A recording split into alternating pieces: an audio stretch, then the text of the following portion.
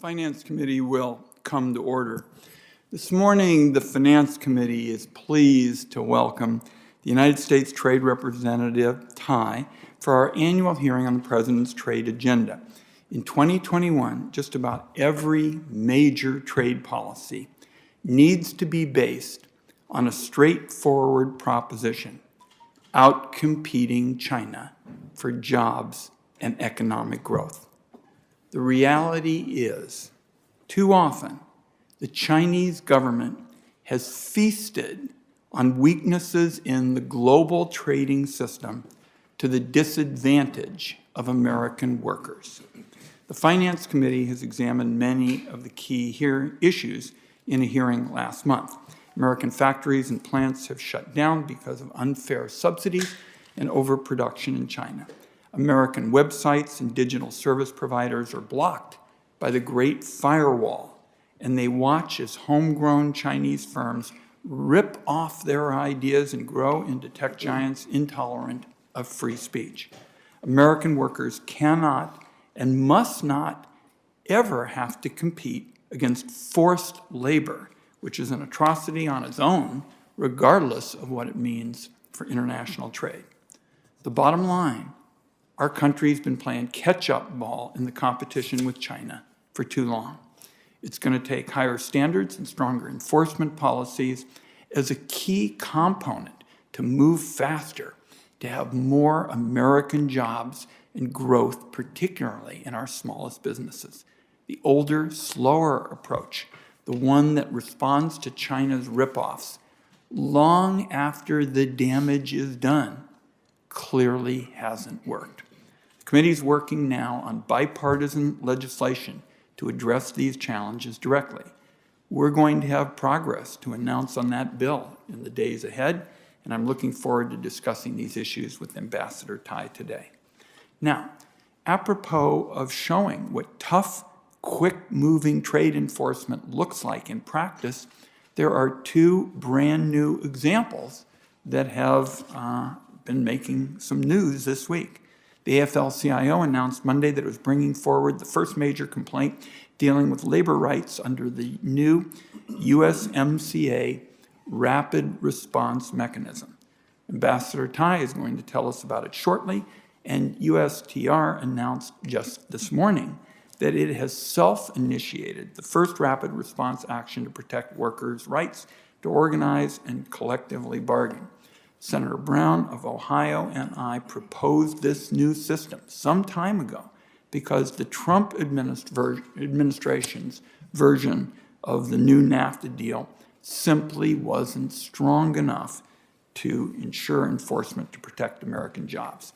The new petition and actions announced this week are taking on what really are classic labor violations in Mexico, such as firing or harassing workers who try to organize and failing to ensure a legitimate vote on bargaining agreements.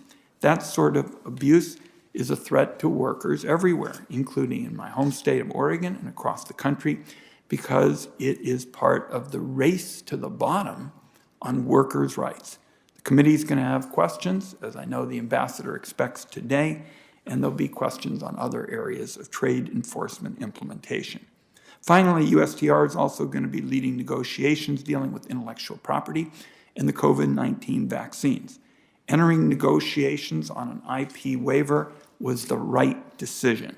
The Biden administration is working hard to get shots in arms across the country, and COVID-19 cases are dropping in many areas. However, new coronavirus variants still clearly pose a danger to Americans as long as there are terrible outbreaks around the world. My view is our system ought to include IP protections and exceptions that promote the common good, and it's unquestionably in the common good to squash the virus as quickly as possible around the world.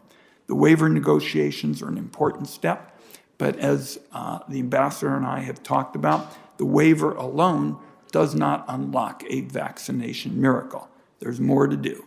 That includes manufacturing capacity. It includes building out supply chains. It could also include making sure that other countries are actually going to be able to afford the vaccine. So we have a lot to talk about today. We want to welcome you again Ambassador Tai, we're going to have first your testimony, then question and answers, and now we'll hear from our friend Senator Crapo. Thank you very much, Mr. Chairman, and welcome, Ambassador Tai. Senator Wyden and I are in strong agreement about how critical it is for us to step up our game in trade, particularly in terms of dealing with China. And I appreciate the opportunity for us to visit with you about that here today, Ambassador. The President's 2021 trade policy agenda opens with two objectives. One, ending the COVID-19 pandemic, and two, strengthening the economy. Significant progress is being made on the first, with record vaccine development thanks to the Operation Warp Speed and continued efforts by the Biden administration to get shots in the arms. Unfortunately, with regard to the second objective, progress is disappointing. Last month, the United States added only 266,000 jobs, far less than the 1 million jobs that economists predicted. President Biden's response is that we have a long way to go. Yes, we do. In fact, more Americans are out of work at the moment than during the worst point in the Great Recession. Of course, Americans have crossed unimaginable distances before, and they will do so again. But why counsel Americans to be patient? It's not in their nature.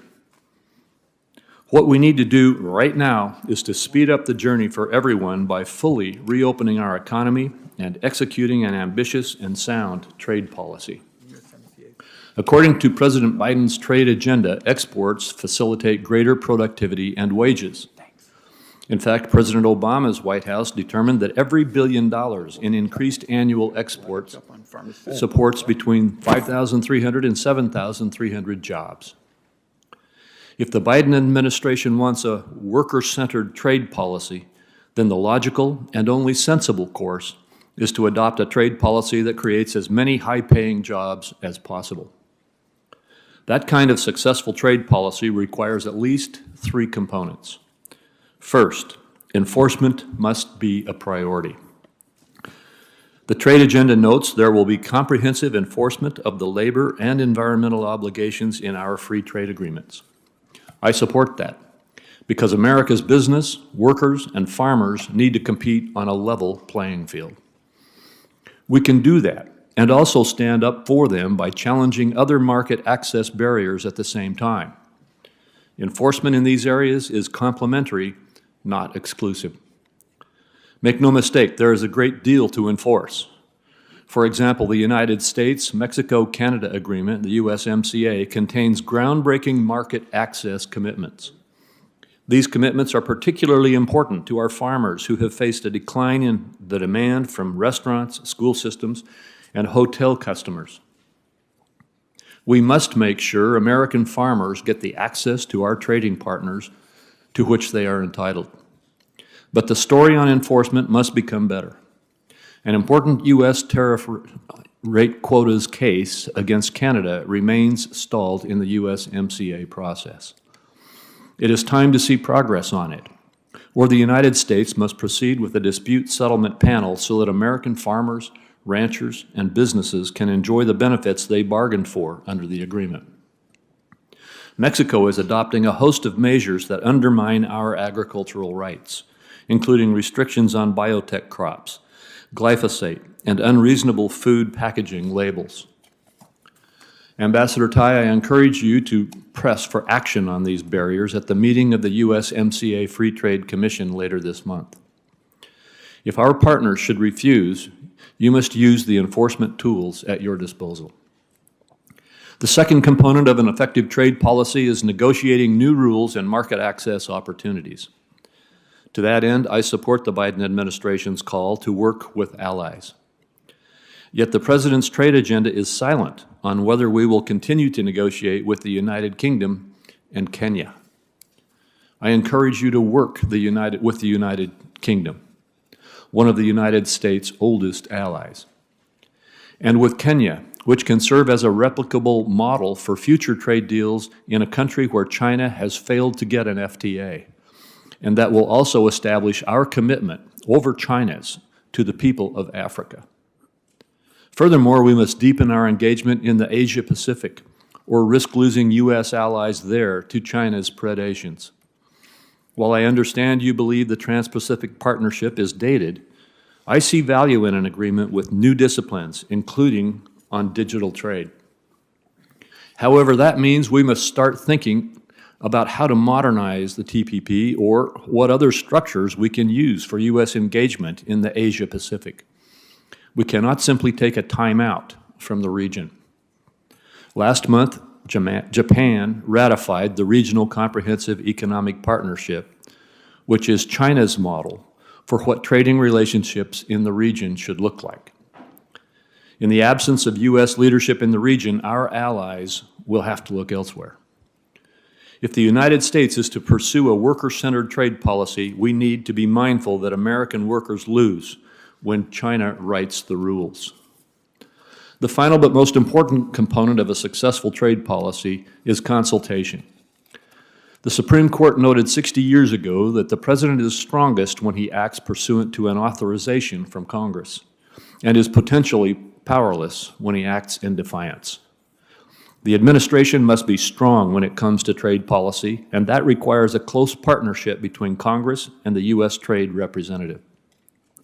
We recently had a test of that partnership, the administration's decision to support a waiver to the intellectual property protections in the WTO TRIPS agreement. The WTO TRIPS agreement was approved by Congress. The law says Congress's approval can only be withdrawn, quote, if and only if, end quote, Congress enacts a joint resolution to that effect. Last summer, during the height of the pandemic, both houses of Congress declined to act on such a resolution. Yet without any consultation with this committee, you announced via tweet that the administration unilaterally supports waiving the patent obligations of the TRIPS agreement. Chancellor Merkel of Germany asserts the problem with vaccine distribution is not patents, but manufacturing capacity and production standards. Albert Bourla, the CEO of Pfizer, said the decision will categorically create more problems for vaccine distribution. He added that it will disincentivize anyone else in the future from taking a big risk, like Pfizer did, laying the groundwork for classic moral hazard. Iconic American innovators like Bill Gates have also said the decision will not advance vaccine distribution. In short, these observers assert a TRIPS waiver will undermine the very objective on which I said the administration showed some progress, ending the pandemic. Conversely, Vladimir Putin, in fact, supports this decision to pursue a waiver. Neither did it surprise me that a bureau chief for one of China's propaganda outlets replied to your tweet by asserting that global pressure works. You may, of course, have your own good reasons, but to date, you have not offered an adequate explanation. You will need to hear more on this subject from me and my colleagues. Ambassador Tai, I know that you like the expression that USTR can walk, chew gum, and play chess at the same time. And what we need is a USTR that can enforce, negotiate, and consult at the same time. The American people and members of Congress, including myself, are counting on you to prove that is the case. Thank you, Mr. Chairman. I look forward to the testimony from our witness. Thank you, Senator Crapo, and look forward to working with you. Ambassador Tai, welcome. Please go ahead. Thank you, Chairman Wyden, Ranking Member Crapo, members of the committee, for inviting me to testify on the President's trade agenda. Our worker-centric trade policy is a key part of the Biden-Harris administration's effort to build back better. We are making real strides towards ending the pandemic. There are pockets of progress and hope, but we still have a lot of work ahead. I want to thank Congress for passing the American Rescue Plan, which has already helped get shots in arms and money in the pockets of millions of Americans. We are seeing the economic benefits of that quick action here in the United States. We are on track for full economic recovery. More needs to be done. The American Jobs Plan and the American Families Plan would combine to make the United States a healthier, safer, more prosperous, fairer, and a more competitive nation. They would make bold investments that build a better foundation for decades of economic growth. These extraordinary times demand extraordinary leadership and creativity to defeat COVID-19. The announcement last week that the United States will not let intellectual property rights get in the way of saving lives is just one part of the administration's global effort. We will pursue text-based negotiations at the WTO, which may take time, but I am encouraged that other countries have already announced that they will roll up their sleeves and join us. We will also continue to ramp up our efforts, working with the private sector and other partners to expand vaccine manufacturing and distribution around the world. This comprehensive effort will not only save lives, but also help heal the economy. And as we re-engage the world from a position of strength, support from Congress gives us more authority and opportunity to deliver the results for the American people. We want a fair international trading system that promotes inclusive growth and reflects America's universal values. For too long, we have overlooked the effect of our trade policies on individual workers who are human beings living in a community trying to survive and to thrive. The worker-centered trade policy outlined in the President's Trade Report will foster broad-based, equitable growth, increase innovation, and give workers a seat at the table. Last week, I announced our transparency principles and the appointment of our Chief Transparency Officer, who Chairman Wyden knows well. Together, they show our commitment to comprehensive public participation, and they are just the starting point. For the first time, the President's trade agenda included the goal of racial equity. Our thoughtful, sustained engagement will help us better understand how our proposed policies affect all communities, and we will consider those effects before making policy decisions. Trade policy must also help protect the environment and fight climate change. For too long, we've seen a race to the bottom, but we can use trade tools to incentivize a race to the top and build a cleaner and brighter future with high-paying, quality jobs. Our farmers, ranchers, fishers, and food processors will also benefit from our new approach. We are turning the page on erratic trade policies and looking to expand global market opportunities while enforcing global trade standards and ensuring that trade partners live up to their commitments. Sustained American leadership and re-engagement with our allies, trading partners, and economic competitors will be key. The Leaders' Climate Summit in April showed that we can rally the world to tackle big challenges. We will work with the World Trade Organization's new Director General, Dr. Ngozi Okonjo-Iweala, and like-minded countries to reform the WTO's rules and procedures so it can be a relevant force for good in the 21st century. We are also working to resolve the ongoing Boeing-Airbus dispute and addressing the real problem of overcapacity in the steel and aluminum sectors coming primarily from China. These talks will take time, but I believe a resolution is possible. We will not hesitate to call out China's coercive and unfair trade practices that harm American workers, undermine the multilateral system, or violate basic human rights. And we are working towards a strong strategic approach to our trade and economic relationship with China. We welcome fair competition, and if China cannot or will not adapt to international rules and norms, we must take the steps to level the playing field. Closer to home, we are using every tool available to make sure our existing agreements work and have a positive impact on real people. The USMCA gives me confidence that this approach is worthwhile. USMCA is a starting point for future efforts in the region that will explicitly acknowledge climate change, aggressively address global forced labor issues, and expand the benefits of trade to women and historically underserved communities. I will enforce the new standards, follow through on our commitments, and use the agreement to ensure that Canada and Mexico do too. This week, you've seen that we are committed to using these tools. The innovative rapid response mechanism will allow us to address longstanding labor issues in Mexico. Today, I am proud to announce the inaugural use of this mechanism in our request that Mexico review whether workers at a General Motors facility are being denied the right of free association and collective bargaining. I commend the government of Mexico for stepping in when it became aware of voting irregularities earlier this year. I am proud to partner on this shared goal of helping both Mexican and American workers prevent a race to the bottom. As you can see, we have our work cut out for us, but I'm confident that we can walk, chew gum, and play chess at the same time. The professional and dedicated public servants at USTR are working hard to implement the President's trade agenda, and I am proud to carry the strength and creativity of our small but mighty agency into the room today. Thank you for your time, and I look forward to your questions. Thank you, Ambassador. And when we think about you, we think particularly about your mighty role in particular. Thank you also for the good news with respect to the stepped-up effort on transparency, on trade enforcement in particular, where Senator Brown and I put a lot of sweat equity into doing that. So that's good news.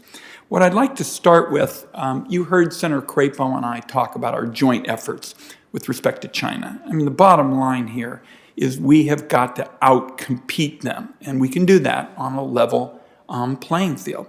Now, China hasn't exactly been secretive about its aspirations. They've got all these plans, 5-year plans, 10-year plans, this plan, that plan. The fact, however, though, is that their bottom line is they are targeting industries today that we care deeply about, that Senator Crapo and I care deeply about in the Pacific Northwest. Semiconductors, the question of solar. These are hugely important to our part of the country and the United States. So my first question to you is, are there tools that you need this committee to give you now so that you can better ensure that we've got that level playing field for American companies, both at home and abroad? Senator Wyden, thank you for the question. And as I turn on my microphone here, this is one of the most important questions that we face, which is how we make use of the tools that we have. And as we are surveying the landscape in 2021 in terms of the economic challenges that we have and the competitive challenges, what tools do we still need? So I appreciate the spirit of this question tremendously. Let me just offer one example. We do need new tools, in my opinion, and I think that this is an area where the administration and this committee and the Congress can really make strides towards strengthening our trade enforcement, our leveling of the playing field. The steel and aluminum tariffs that have really roiled our economy, but were necessary to address a global overcapacity problem driven largely, but not solely, by China. One of the awkward aspects of the use of these tariffs is the Section 232 authority that I know so many members of this committee have really been studying and focused on reforming over the past several years. What I'd like to offer is this thought that for my predecessor and the Trump administration, that they did the best that they could given the tools that we have existing on the books. Section 232 is a statute from 1962, I believe it was, created at a very different time, certainly created long before the WTO was founded. And what I would observe is that part of the tensions that have arisen over this important trade remedy is the discordance between the authority provided and the nature of the problem we are dealing with now. What I would propose is that we need 2021 tools for addressing the 2021 challenges we have, rather than relying on 1962 tools and retrofitting them for the challenges we have now. So I think that there is a lot of opportunity here for us to look at the problems that and the challenges that we are facing, and to devise tools here in the United States, but also to work with our allies and our partners on tools that we can coordinate using to address really what should be shared interests on our part. I very much appreciate your interest in updating that particular area of trade policy. I can tell you, and I think my colleagues would agree, I see colleagues on both sides, not a day goes by when I don't have a senator talk to me about 232, and particularly this idea of modernizing, the statute. That's what trade is all about, is having a toolbox that we can use to deal with our challenges. So we'll look forward to working with you on that. Let me, in my remaining time, just touch on a question with respect to the TRIPS waiver and the situation with the vaccines. I like your point about multitasking, where you're saying, hey, look, we can walk and chew gum, we can do all of this simultaneously. We're going to need some guiding principles with respect to this whole issue. And let me submit 3 and kind of get your reaction. First, we've got to have a balanced vaccine IP waiver that spurs timely manufacturing safely and ensures deployment. Second, we need to deal with any kind of potential restrictions, questions of export restrictions, non-tariff barriers, regulatory hurdles, tariffs, the kinds of things that slow down manufacturing would be the second kind of principle. And third, we've got to engage with other countries at the WTO to understand what obstacles we may see in the WTO process. That'd be my take of how USTR, because you're, in our conversations, going to be working with other agencies and other officials. These are all areas where it seems to me your office can lead, and with your expertise, strike me as a solid kind of set of principles we can begin with. What's your take on that? Chairman Wyden, I had prepared a slightly different set of words, but they essentially track your 3 principles. And so let me just reflect to you the way I've been thinking about it, but I think that they match up quite nicely. The first one is to educate really around the waiver proposal and the way the WTO works. Our expression of support for the waiver is an endorsement and an exercise of U.S. leadership at the WTO to begin a process and to encourage all 164 members of the WTO to roll up their sleeves and come together. It is a process, and necessarily, if we are going to succeed at the WTO in making the WTO relevant here, in responding to the needs of our people worldwide and our economies, it will necessarily be something that has to be supported by all 164 members of the WTO. We see our role as critical to facilitating that conversation and process. The second point I wanted to make was that there is precedent for a temporary waiver of intellectual property rights at the WTO, and the earlier instance happened in the early 2000s around the HIV/AIDS epidemic. And what happened was effective in addressing the needs, especially on the African continent. The third point I wanted to make was the need for partnership. And that is across the administration, certainly with Congress. I am here today to consult. I will consult, and I always have made that commitment. We will need a partnership at the WTO and here in the United States to be able to make the kind of difference that will allow us to have the ability to get through the pandemic and an economic recovery. I'm well over my time. Senator Crapo. Thank you very much, Mr. Chairman. And I'd like to follow up on that very same line of questioning with regard to TRIPS. Ambassador Tai, are you saying that there is authority, that there is precedent for waiving the TRIPS process without approval of Congress? As I indicated in my opening statement, the law says that that can be waived only if Congress agrees. Do you disagree with that? So, Senator Crapo, I think it's incredibly instructive to look at the early 2000s, the leadership of President George W. Bush working with the Congress across the board. The TRIPS piece was just one piece of what has become PEPFAR. I believe it stands for the Presidential or the President's Emergency Program for AIDS Relief. I think that was really a remarkable model of bipartisanship and leadership by the United States to address a problem that had really become untenable in terms of the ability of those suffering most acutely from HIV/AIDS to get access to the life-saving medicines that were technically. Well, I understand that, but because of time, I want to get right to the question. Do you believe that you have the authority to waive the WTO TRIPS provisions without congressional approval? Senator Crapo, I would put it this way. I believe I have the authority to negotiate at the WTO. And I think that what I would say is the provision that you cited earlier really has more to do with withdrawing the United States from the WTO as opposed to the authority of the United States to participate at the WTO as a full member. Well, then, I don't agree with that, but given that, will you commit that in these negotiations in Geneva to discuss the waiver, that will you commit to this committee that you will oppose allowing any waiver to be extended to China and Russia?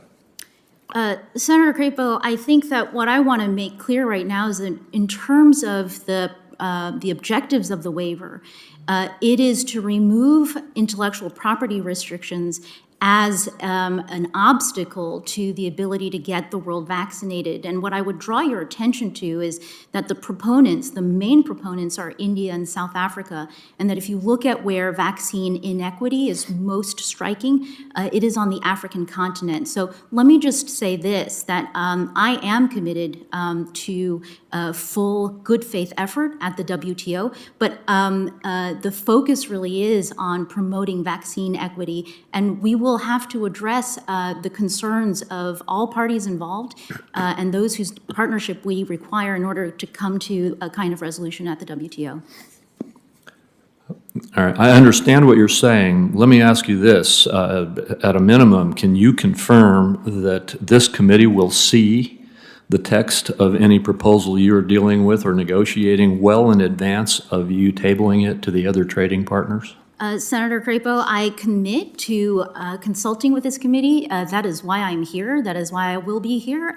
When you ask me to come, that is why I will pick up the phone and pick up any call that is ever made to me.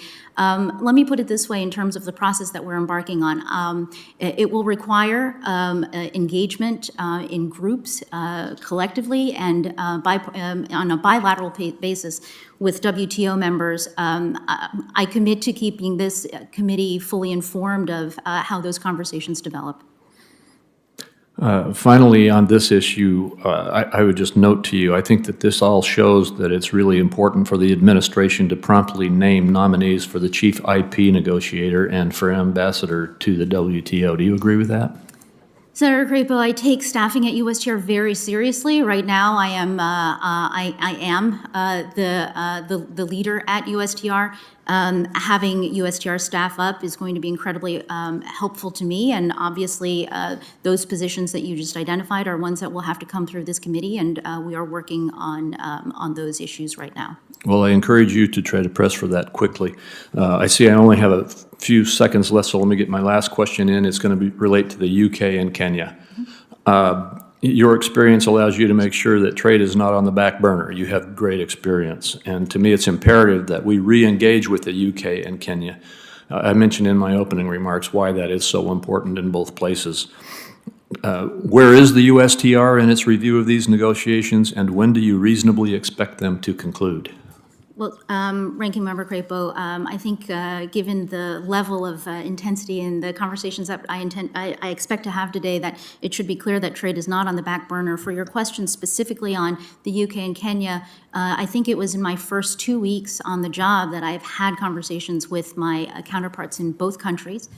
And we at USTR are working through a process of assessing the progress and thinking through how these engagements will support goals on both sides, including on our side, to support the Build Back Better agenda. So we are very much engaged in a review and look forward to coming back to you and to our trading partners on next steps.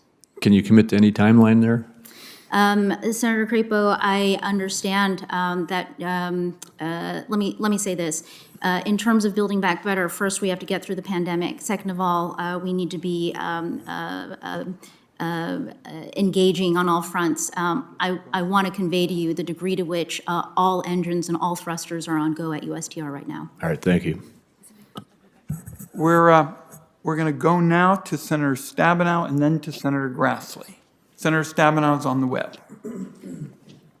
Well, thank you very much, Mr. Chairman. A really important hearing, and welcome back, Ambassador Tai. It's wonderful to have you with us. And obviously, there are so many issues that are on your plate that are critical to all of us. From my perspective, in Michigan, we are an exporting state. We also are very concerned about having a level playing field when it comes to trade, and making sure that we're able to make sure that we also have that supply chain that the president is talking about all the time, here in the United States. And I want to follow up with part of what the chairman was talking about in terms of level playing field, but ask you specifically relating to something that is a really serious issue for us right now in Michigan and in the country, and that is the fact that we have such a serious global shortage of semiconductor chips and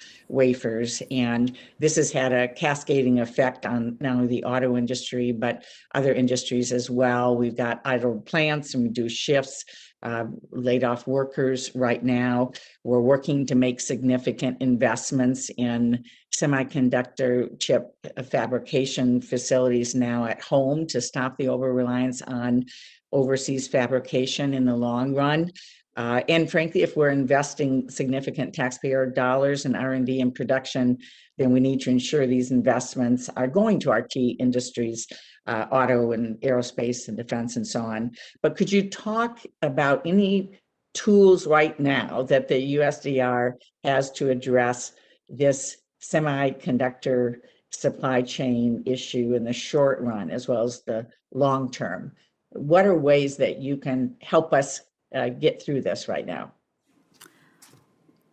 Senator Stabenow, the CHIPS issue is very much on our mind, both for itself and the industries most directly impacted by the shortage, but also in the bigger picture, as you've highlighted, the short-term and the long-term question. I want to emphasize the importance on our side in terms of the whole of government approach to this particular issue. I know how very much semiconductors strategically are on the minds of you and your colleagues on this committee.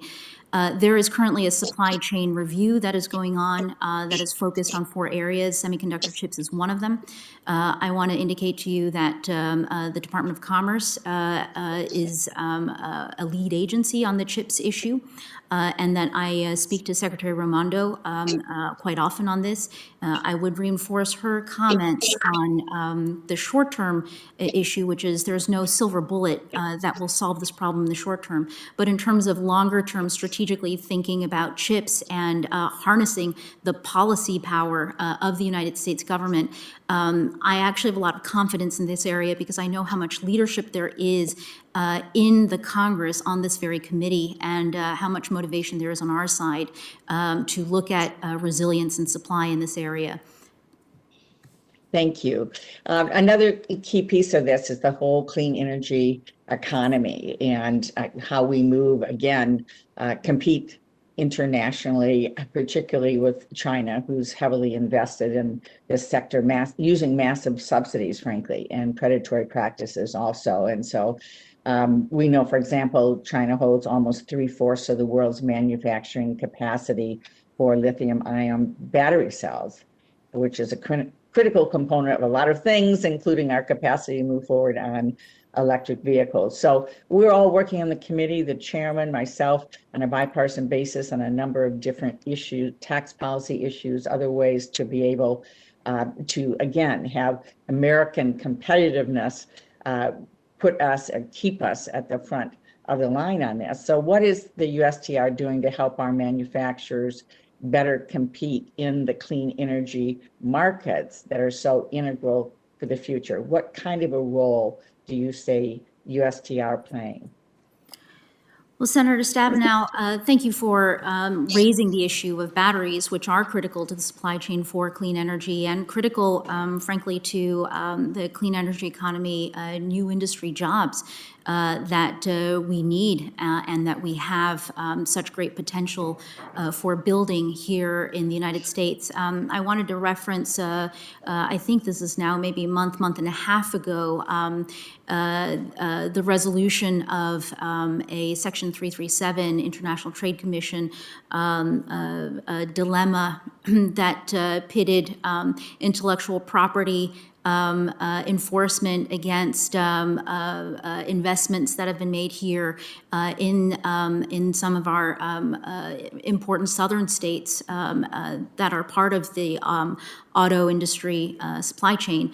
And in that instance, I'm very happy to report that there really truly was a classic win-win solution that came out of that exercise at the end of the 337 process that is going to make the U.S. footprint in battery production even stronger. To your question about USTR's role, let me say this. I was very proud to make the topic of my first trade policy speech, one about harnessing trade tools to support environmental protection, but even more importantly, the building of a clean energy economy here in the United States. And I think it is all about devising our trade rules to push that race to the top as opposed to the race to the bottom, where countries try to compete with each other to lower their standards in order to attract investment and to promote their economies.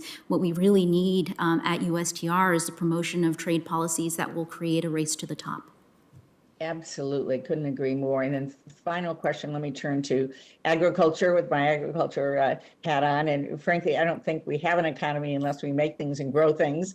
That's what we do in Michigan as well as across the country. But when we look at, Michigan's second in diversity of agricultural products, second only to California. So we've got some 300 different commodities, and exports is a serious, important driver for all of us. And I share Senator Crapo's comments regarding the importance of agriculture. So our producers, a lot of them, particularly in specialty crops, are concerned that these crops are increasingly facing unscientific sanitary and phytosanitary and other technical barriers to trade, SPS, as you know. And I'm wondering about how you intend to focus and support on these export markets when we're looking at these barriers now that we continue to see. Well, the plan is that you address these concerns by engaging, and I know that there are concerns about these types of barriers in a lot of different economies. It will depend on the economy whether or not we are using free trade agreement tools, regional trade agreement tools, or WTO tools. But that is what the game is about engaging in order to resolve problems, in order to create the policies and the policy solutions that will empower the U.S. economy and our growers and our workers. Thank you. And I look forward to the chief agriculture negotiator coming on board soon so we can work with them on these issues as well as with you. Thank you, Mr. Chairman. Thank you, Senator Stabenow. Senator Grassley. Yeah, I have so many questions. I'm going to have to submit some for you to answer in writing. I'm going to start with the fact that we try to keep countries from stealing our intellectual property. And lately, this movement towards giving some of it away bothers me, and particularly when it comes to how we were able to have Pfizer and other companies through the platform mRNA develop quickly these pharmaceuticals, and then they're going to have a broader application than just to the COVID. So other countries have long tried to steal these innovations and undermine our competitive edge.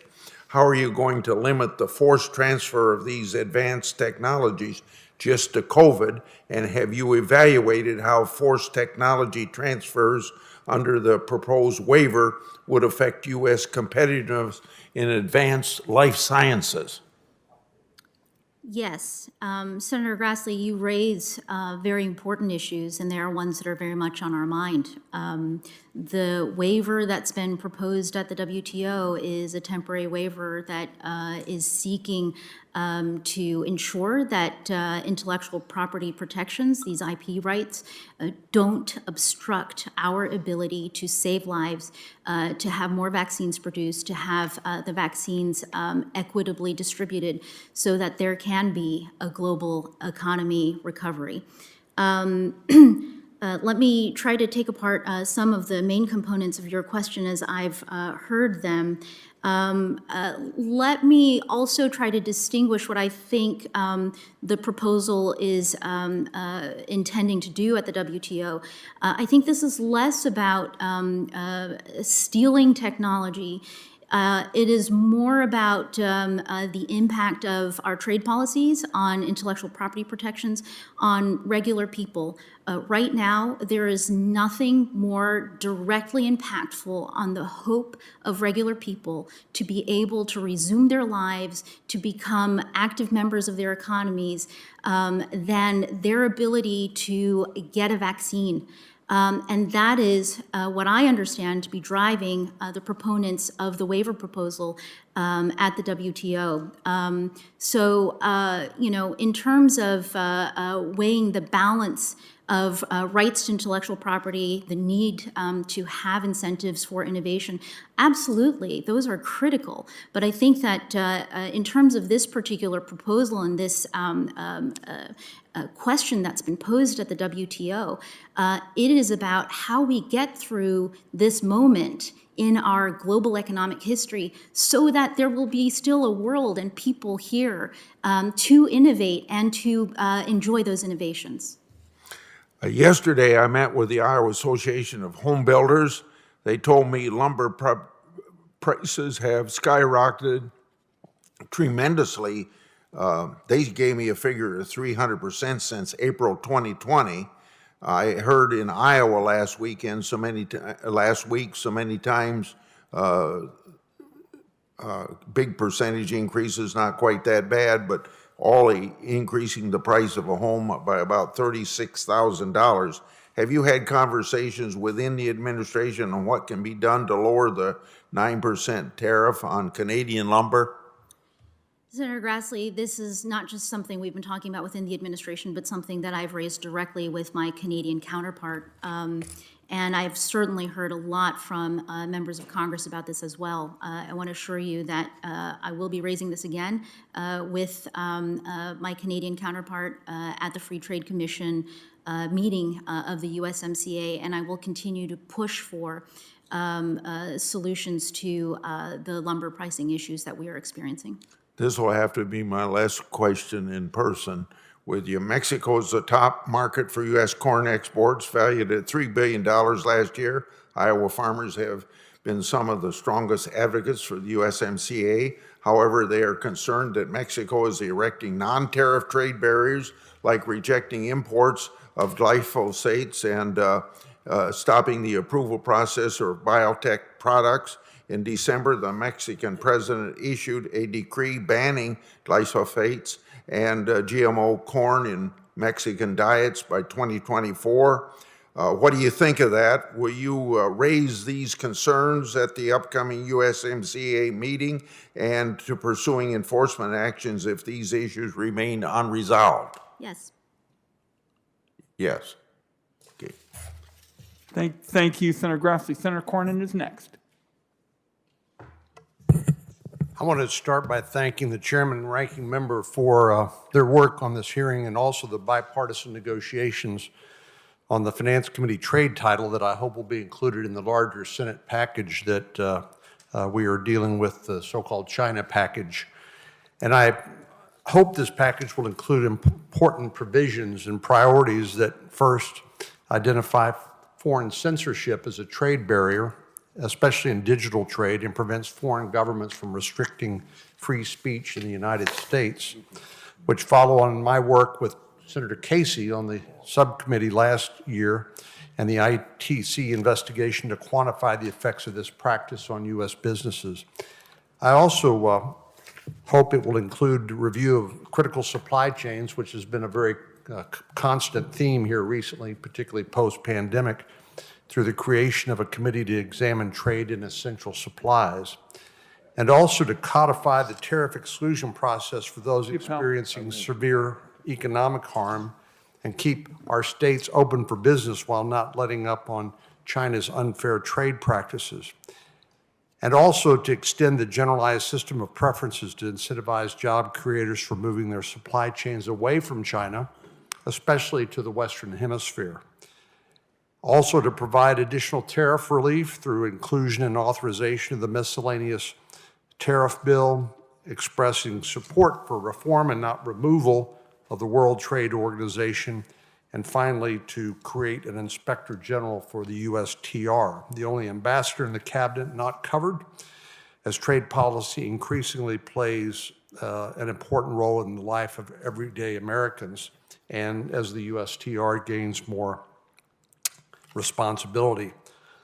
Additionally, I hope to continue to work with our colleagues on creation of an ex parte national security critical hold order under a new section of the Tariff Act of 1930, and I want to ask the ambassador about that in a moment.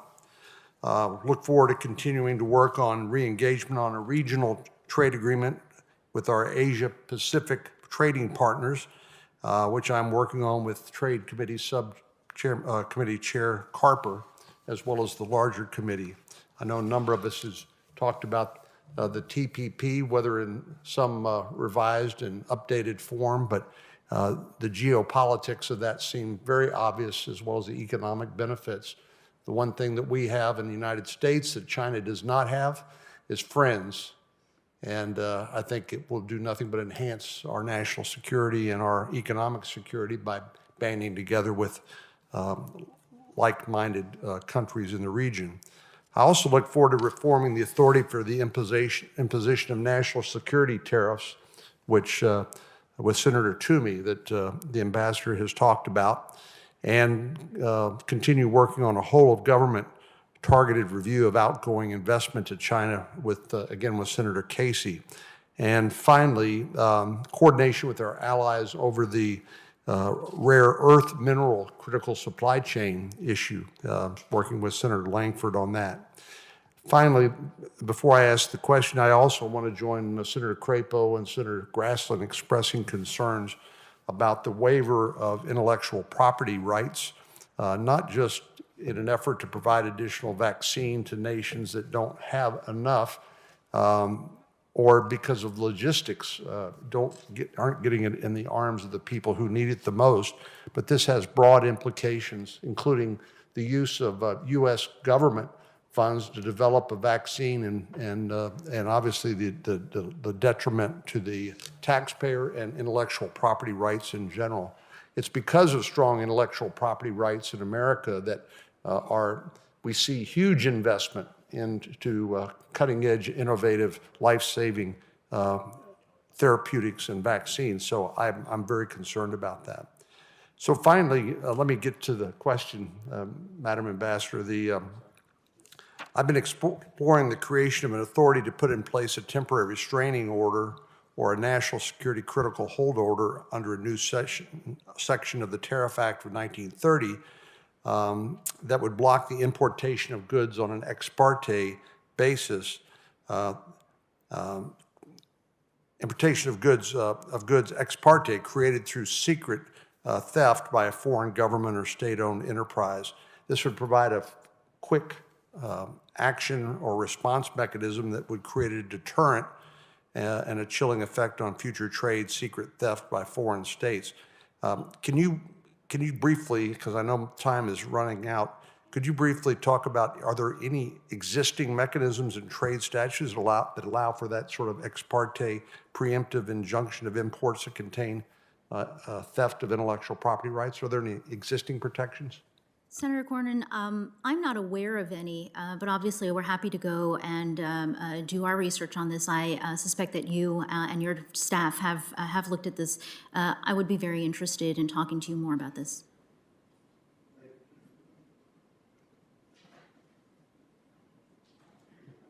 Okay, Senator Portman, and I want to just say to colleagues where seeing a particularly hectic morning in the Senate, so we're going to try and be fair to everybody. And we've got people coming shortly. And Senator Portman, you're next. Great. Thank you, Mr. Chairman. And Ambassador Tai, it's good to see you again, as always. Your opening statement focused a lot on China, saying we welcome competition, but competition needs to be fair, and that a level playing field is not there with China now. I want to focus on how we can get tough on China by encouraging trade. And I don't think that those two are countering one another. In fact, I think that they're complementary. I think the ideal trade policy is one that's pro-trade and yet anti-cheating. In our WTO resolution, Senator Cardin and I propose the United States pursue sector-specific trade agreements with like-minded countries. In other words, plurilateral agreements. The best example of that would be the WTO agreement on procurement, the GPA, Government Procurement Agreement. And basically what you do is you ensure the benefits only flow to those parties to the agreement rather than typical most favored nation approach. My concern is that right now China is able to get a free ride often. And they're getting a free ride on the global trading system, and they're often a spoiler as to negotiating progress at the WTO. And the WTO is constrained right now. Since negotiation isn't successful, they're turning to judicial activism, which typically hurts America's interests. So I do believe that we have an opportunity here to change our approach and focus on these plurilateral agreements. You have spoken positively about that when we've talked about it. In fact, in response to some questions I asked after the last hearing, let me ask you today, are you ready to pursue those kinds of agreements? Do you agree that sector-specific plurilateral agreements without MFN are an effective way to work with allies, but also put pressure on China? Senator Portman, I think that this is a very promising set of parameters in terms of how to support the WTO as a negotiating forum to spur the kind of strategic trade that we want to have. To your example about the government procurement agreement, I think that one of the things that is really special about that plurilateral that addresses the free riding concern that you have is that our market is inherently closed to competition here, and it requires opening, and that you can do that opening on a country-by-country basis. That's something we should think about, and I'd be very interested in talking through with you whether or not that framework holds for other types of policies, and where we do have a natural fit for that kind of agreement. Great. I think we have some other ideas in addition to government procurement. I think that could be quite effective, but I appreciate your openness to it and your willingness to commit to exploring those types of agreements. On the UK agreement, as you know, I'm disappointed it was not noticed last month, so we could have gotten an undercurrent TPA, Trade Promotion Authority. But I think it's a really important agreement for us to complete. Senator Coons and I, as you know, co-sponsor or co-chair the UK Trade Caucus. I think it would put us on track toward not just getting back into trade agreements and expanding trade, but also put pressure on China.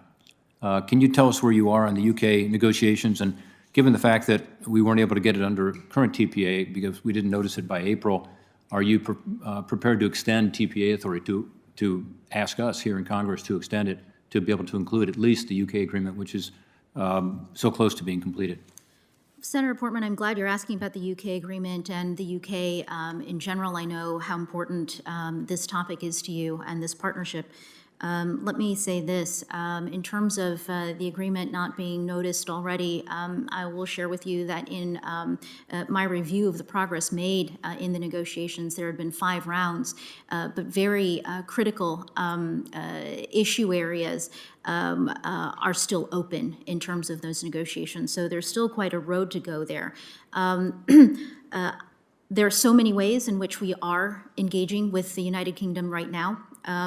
On the agreement itself, let me say this.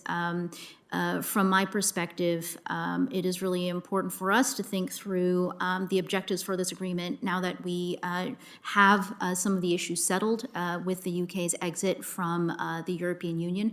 I will note that I hear a lot of concerns from members of Congress around the situation in Northern Ireland. That is something that we are keeping our eye on in terms of steps forward with the UK on an agreement. But most importantly, I think, and I'll get to the end here so you can follow up. We want to think through how we devise this agreement so that it supports the significant domestic investments that this administration wants to make with Congress, so that we have an agreement that is supporting the competitiveness and the growth of the U.S. economy, and will also serve the U.K.'s interests.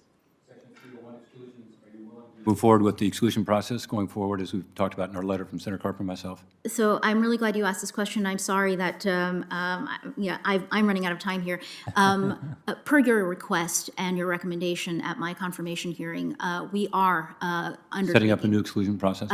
the top to bottom review on China at USTR, and the tariffs and the exclusion process will be a critical component of that review, through which we will be soliciting robust feedback from the public, from Congress, and from everyone who's affected by these. Thank you, Ambassador. Thank you, policies.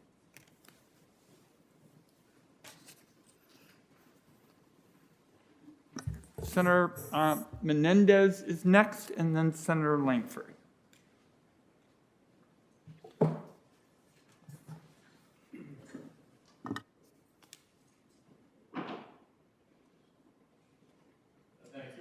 Thank you, Mr. Chairman. Ambassador Tai, good to see you. Thank you for your work in addressing the large civil aircraft dispute. New Jersey's food and wine importers certainly appreciate the 4-month pause in the tariffs. But since we are now about halfway through that suspension, I want to get a better understanding of the status and the path forward. How are negotiations with the EU and the UK progressing on this issue? They are progressing, and I The feel question is, how are they progressing? I understand. I'm encouraged. I have made clear that we are interested in resolving these disputes in this 4-month period, and I would very much like for us to make the kind of progress between now and July that will bring us to that resolution. So would you expect that you'll get July, let's see, it's, so in the next 2 months or so? That's right. you're We're hoping halfway to through the conclude? 4-month period. If not, do you expect the tariffs to go back into place, or will the pause be extended until an agreement can be reached? What I have told my counterparts is that we are very serious about this 4-month deadline. So let me put it. Let me put that there. We would like to have these. We really need to have these disputes resolved. Well, I really hope you get an agreement too, but if you don't, I urge you to look at avoid hitting restaurants and food and wine importers again with tariffs. They weren't particularly successful in bringing a resolution to the dispute. I know you need leverage, but I just call that to attention. Hopefully you can be successful. As you know, I have a longstanding concern with the current lack of oversight over U.S. trade policy precedes this administration. And the announcement last week that the United States would back a TRIPS waiver negotiation highlights to me how important better oversight is to ensuring that we have transparent trade policy with appropriate congressional consultation. During your confirmation hearing, you said you would commit to, quote, close negotiations with the Senate Finance Committee on trade negotiations, and would work closely with the committee to identify ways to, quote, improve the flow of information and the development of trade policy. Yet, at least from my perspective, we were not closely consulted on this announcement, which is a good example of why we think it's critical that we establish an Inspector General for USTR to provide independent oversight, transparency, and accountability, and ultimately help USTR develop better trade policy. I appreciate the chairman at this point has that in the bill, and I strongly support it. And we're working with the administration on refining it to make sure that it ultimately can be agreeable. Can you commit to briefing the committee on the status of the negotiations, both before and after each negotiating session? Senator Menendez, the negotiations just in general, or are you talking about TRIPS specifically? TRIPS specifically. Sure, yes. Yes. Okay. Now, let me ask you, it's clear that if the United States is going to successfully diversify away from China, that we need to deepen our trading relationships with our neighbors in the Western Hemisphere. Last week, you said you wanted to re-examine the CAFTA-DR agreement and find out why it hasn't stimulated economic development in the region, and to the extent that many people expected. I certainly, appreciate you taking a look at it. What are your initial thoughts on why the agreement hasn't panned out the way we would have hoped for, and what's your timeline for your review? Senator Menendez, my initial thoughts are that, there's often a disconnect between all of the energy that we have in getting an agreement across the finish line and then giving the agreement the care and attention that it requires over maintenance over the years. In terms of a timeline, I don't have a particular timeline. I would be very interested in the views of this committee, certainly Congress. I know that there's a certain member of this committee who probably knows more about this agreement than I ever will, and that would be Senator Portman, who was the U.S. Trade Representative, who got the CAFTA-DR over the finish line. And I think that we all want our trade agreements to succeed. Let's give all of them, not just the USMCA, let's give all of them the care and attention that they require. Well, I appreciate that. I would just simply say, obviously, when we are facing the challenges with Central America that we are facing right now in terms of those who are fleeing the country, it's critically important to look at every leverage of government in order to meet the challenge. Economic development is a critical part of that. If DR-CAFTA is failing for some reason, then we should know what its shortcomings are at the end of the day. And I'll submit a question to you about whether you're working on a new softwood lumber agreement with Canada. I keep hearing from housing people that it's incredibly challenging. Thank you. Thank you, Senator Menendez. Senator Langford. Hey, Mr. Chairman, it is incredibly challenging right now, and a lot of supply and demand issues. A lot of our manufacturers here domestically are having a hard time getting labor, and that's a conversation for a different day. But the labor folks in my state say over and over again, it's an issue of the additional unemployment benefits that are there. They're having a hard time getting enough labor to provide supply. But that's a different conversation for a different day. As I read through the 2021 trade agenda, a lot of things in there I like. Grateful you're engaging that. Some glaring things are missing that are a big deal in Oklahoma. Oklahomans are always looking for what new markets are we going after to be able to continue to expand our markets. I don't find a lot of conversation there about pursuing new free trade agreements, adding new countries. Is that coming in the 2022 trade agenda, or why is that not in this trade agenda? Well, Senator Langford, I think that the Trade Agenda report, there are two reports that come out. I believe that they were at the very, very beginning of my time, or may even have predated my confirmation. Just because they're not in the Trade Agenda report doesn't mean that issues, certainly ones that you're raising here, aren't important. And I think that with respect to agricultural market access, our work is focused on looking at creating, maintaining reliable, transparent, sustainable market access for our agricultural producers. Great. Yeah, we're always looking for new markets. Obviously, existing markets are facing competition. We want to know there's another market that's out there that can continue to be able to pursue if other markets follow through. One of the folks that deals with steel in my state asked a very interesting question of me. His question is, he's got a lot of capital that he wants to invest into what they're doing, but they have a very hard time planning right now because they don't know what to count on the 232. Is it still going to be there for another 6 months, 6 years, 60 years? There's no way to be able to plan for the expanse for them. So give us a good idea, give him a good idea on how you're trying to be able to plan for this for the future. What happens to 232? So I think here there are two levels to this question. One is what is going to happen to the 232 as a tool. The other one is whether or not the administration has a commitment to supporting steel production here in the United States. And let me take that second question. Yes, clearly we have a commitment to being a strong country that produces and is able to produce steel for itself. In terms of the tools and the policies, I am open to improving and perfecting the tools that we have to make them more effective. Right. Being more predictable would be helpful in the process, and that's just people need to know how to plan. They've been there for multiple years, and they just want to be able to know how to plan. Senator Portman brought up the issue about 301 exclusions. That also continues to be a big issue. I know you're in the process of studying it. In reviewing this, can I ask you a simple when question? When can we anticipate some kind of response coming out of what the plan is? Because this is obviously not new to now. This has gone on for several years. Folks are not thinking about the reset of a new administration. They're thinking about what's happening right now and has been happening for months. When can they expect an answer? As soon as we can, and ensure that what we are doing has been thought through and is strategic and has a clear objective. So there's a push-pull here a little bit. I know that there is a lot of desire for us to act quickly, and we definitely feel that pressure. We want to be able to act quickly and to make some of these decisions.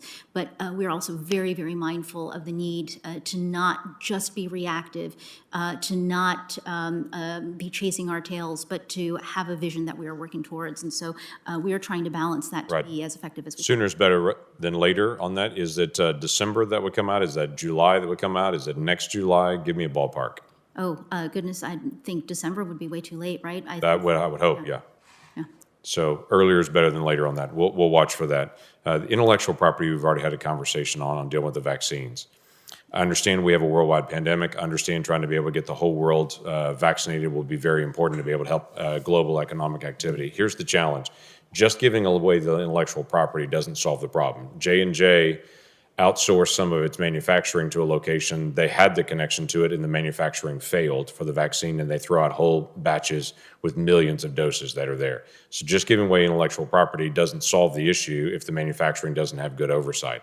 We also have other vaccines that are coming on the market like right now, like malaria. That's what we'd be talking about if we weren't talking about the COVID vaccine, is finally a good malaria vaccine coming on the market. That's also a global issue, and the concern is for cancer, for Alzheimer's research, for Parkinson's, for so many issues that are out there.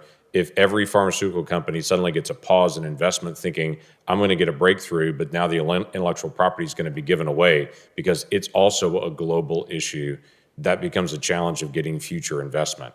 So what I'm trying to figure out is twofold here. How do we protect the integrity of the vaccine as it goes out? That's typically done with good oversight in the generic market or whatever it may be, rather than just giving away the formula.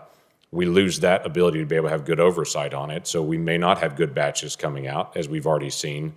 Or how do we make sure that we're still continuing to protect future innovation here for vaccines like malaria that's coming on the market right now? Is there any assurance from the administration they're not going to also give the intellectual property rights away for that? Oh, well, Senator Langford, let me just say that the questions that you're asking are absolutely critical questions. They're really important questions. They're ones that I've discussed with the heads of all of the manufacturers who are manufacturing or soon will be manufacturing for the U.S. market. Over the course of April, I think I had over a dozen consultations that I provided transparent readouts of. So that's all to say that I know how important this issue is. I know what the stakes are in terms of a global economic recovery and also in terms of the system of intellectual property protections. And I look forward to continuing this conversation with you because it is so important for us to get this right. And it's so important for us to be able to show that the WTO can produce results that are effective and relevant to people's lives. Thank you, Senator Langford. Our next two senators are going to be Senator Cardin and then Senator Toomey.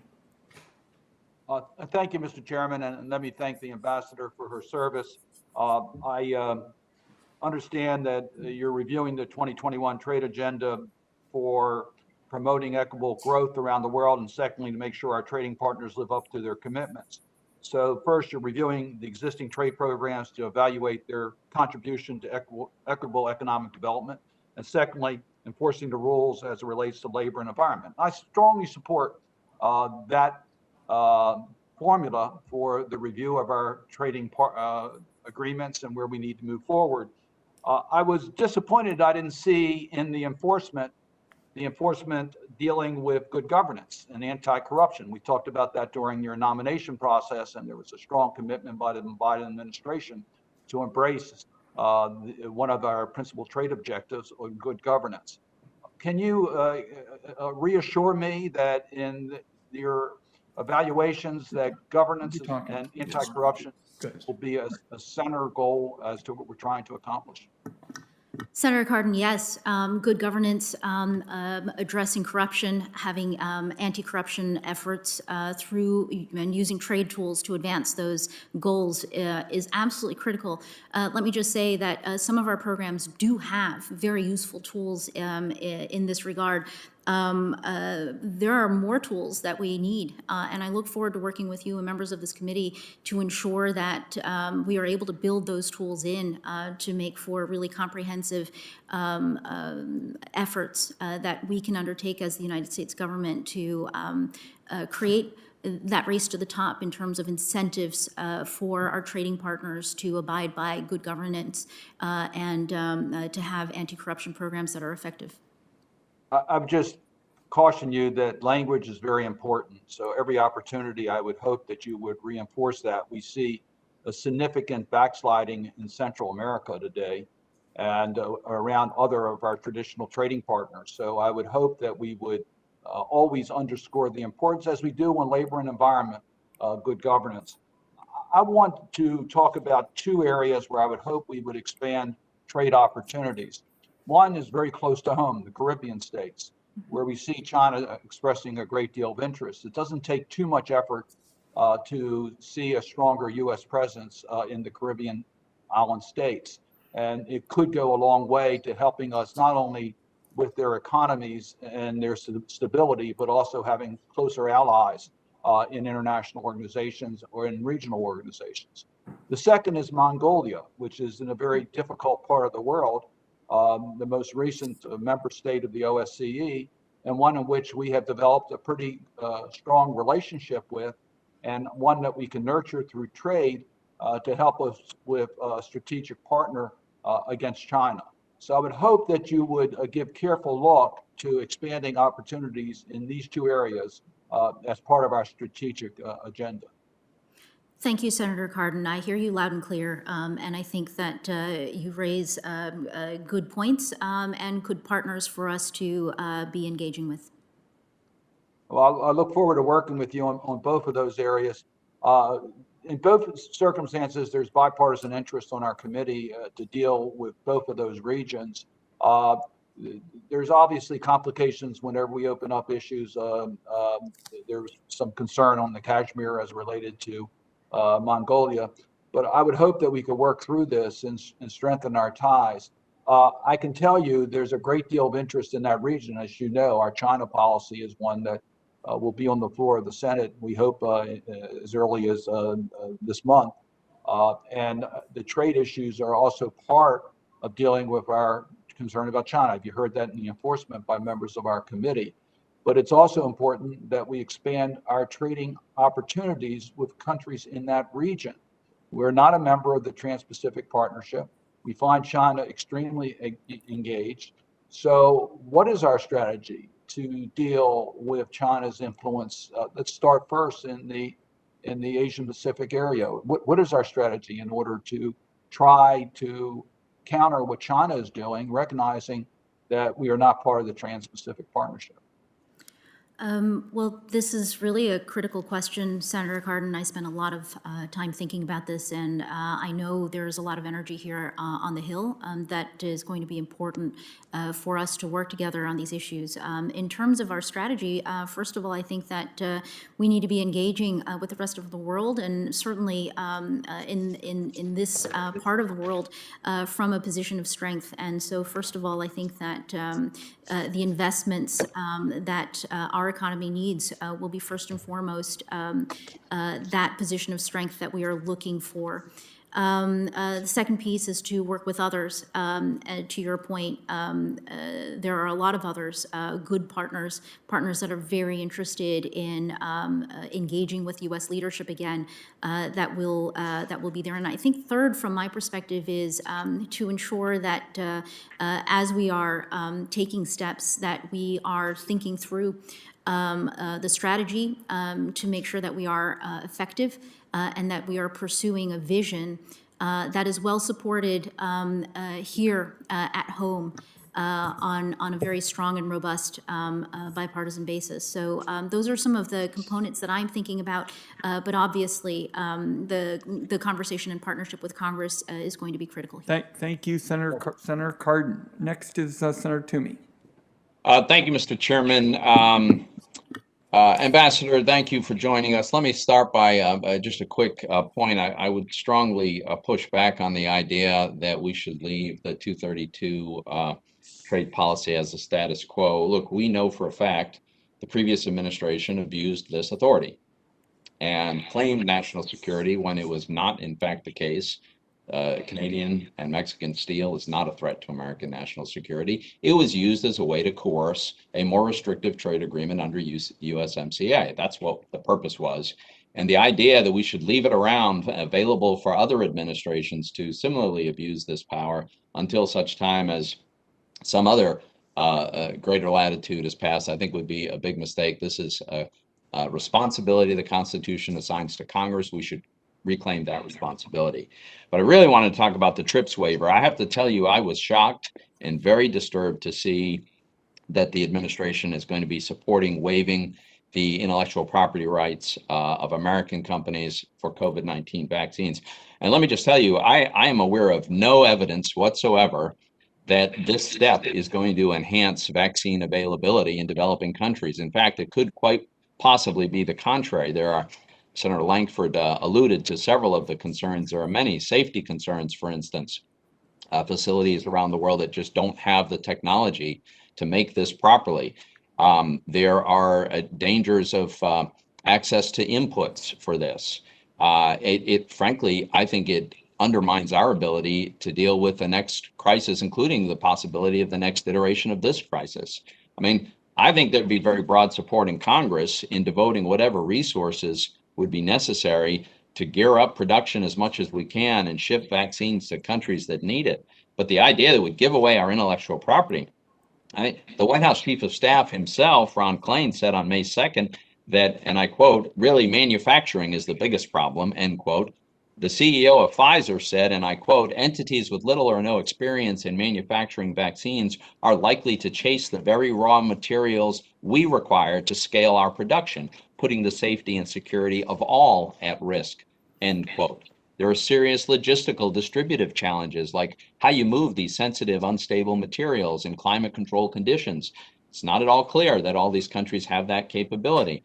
Not to mention whether they have sufficient frontline workers who have the training to get this done. So there are limiting factors here, but there's no evidence that it's access to American intellectual property and that we ought to be giving away to foreign countries American intellectual property as a way to solve this.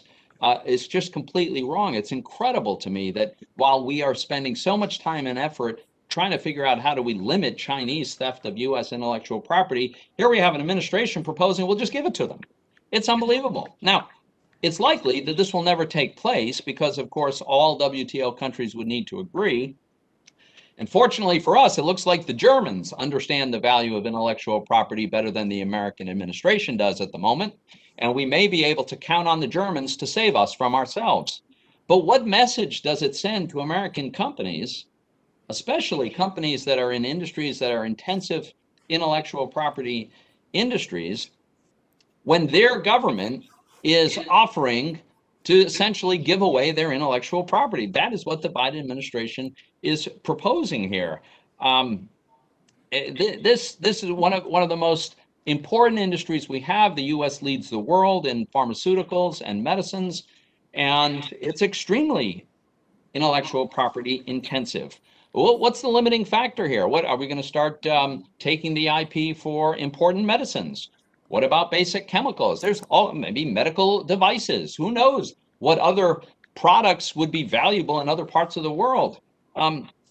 This is just shocking to me, and I think a terrible idea. Here's my question for you. All else being equal, on the margin, can you actually believe that this policy, the policy of supporting the TRIPS waiver, is going to encourage more investment in U.S. R&D, including in the pharmaceutical industry?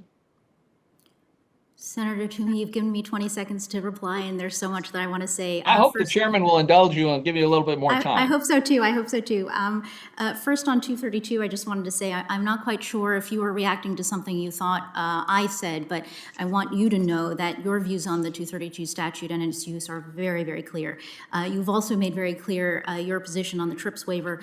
Thank you for allowing me the opportunity to reply on this. I respect you a very, very great deal, and so I look forward to continuing this conversation.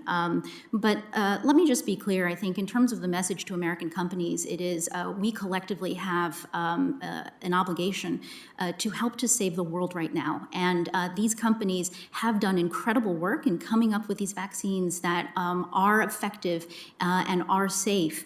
The issue is, the message that I want to give to them is, you can be a hero here. And I also want to be clear about this, that what we are trying to accomplish is the saving of lives.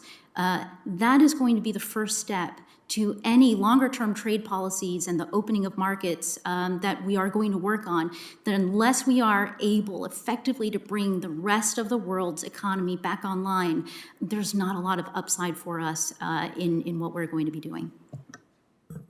The time of my colleague has expired. Just so we're clear about the record, my colleague said that the ambassador was for the status quo on 232. I think the transcript will show that she made it clear she was for an updated policy and she wanted to modernize trade tools. So I just wanted to make that clear.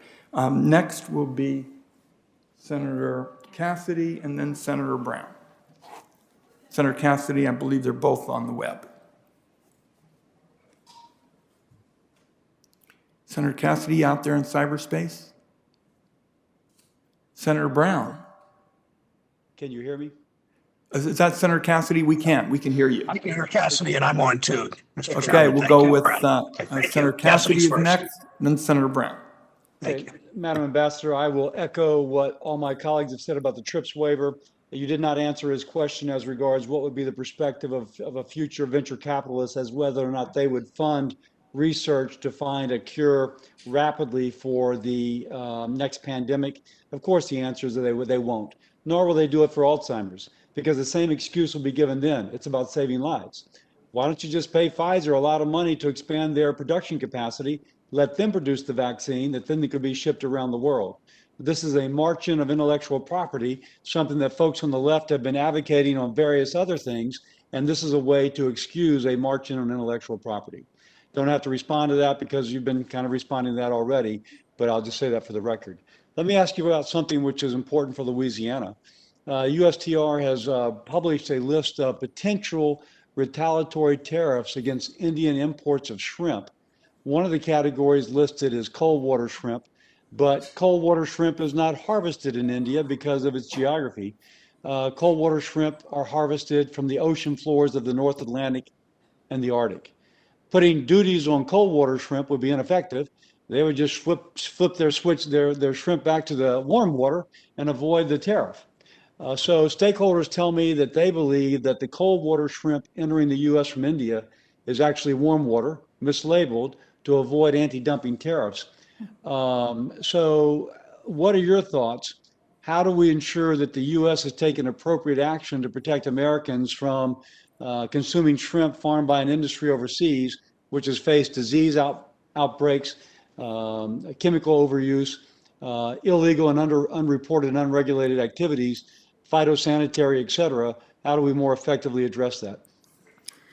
Senator Cassidy, on your question on shrimp, thank you for raising this. As you may know, those digital services tax, Section 301 actions are still open, and these types of comments are very helpful in our work to refine the list that will come out from this process.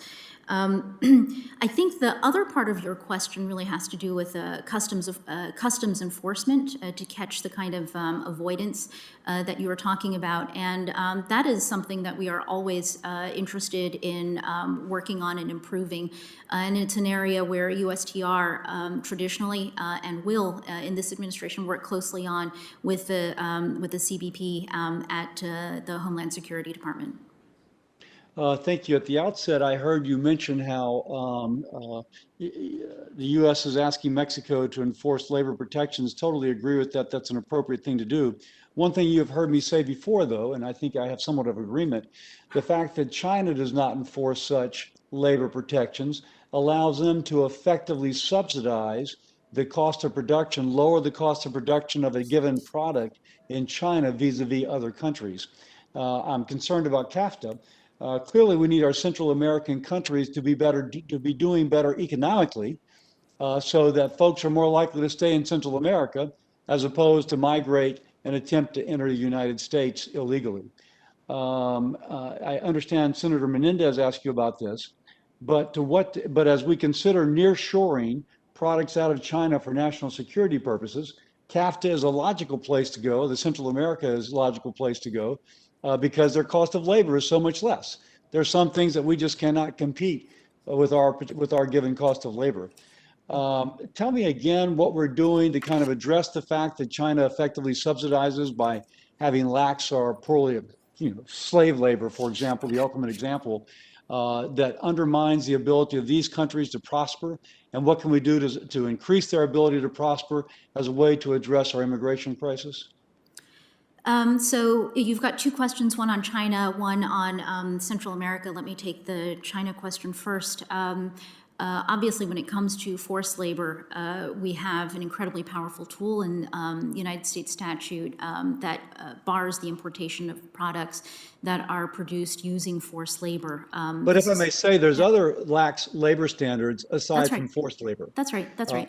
And on that piece, let me say to you, Senator Cassidy, I know what your views are on this, and I look forward to working with you on other tools that we can use, potentially new tools that we can devise. So I hear you loud and clear. It is a very, very critical concern. It is a competitive an unfair competitive advantage that we need to level the playing field for.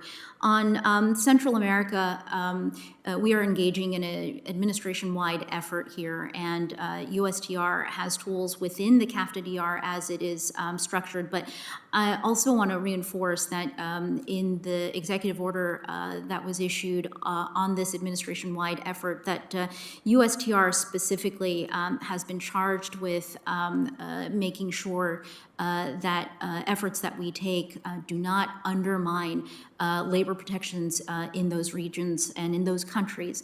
And on this as well, I am very interested in working with you on how we can do more to raise the standards for workers and their protections in this region. Thank you, Senator Cassidy. Senator Brown is next.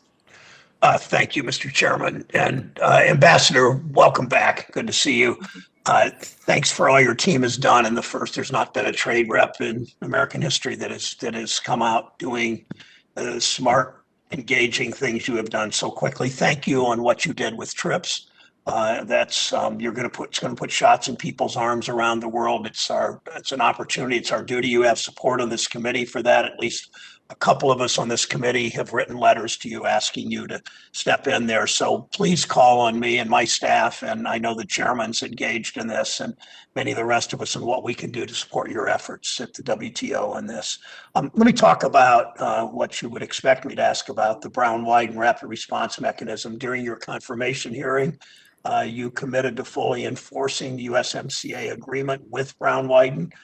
Today, under your leadership, for the first time, self-initiated an enforcement case under that mechanism. Thank you for that. We have now 2 Brown-Wyden cases, as you know. I'd like to ask you 2 or 3 questions. I'll ask them together and just get you talking a little more about Brown-Wyden to explain it to people how it's working, a sense of how many cases we might we might expect under this mechanism, some sort of ballpark estimate. Talk to me about how the hotline works, if you would. How do workers file complaints? Do you take tips that come in through the hotline seriously?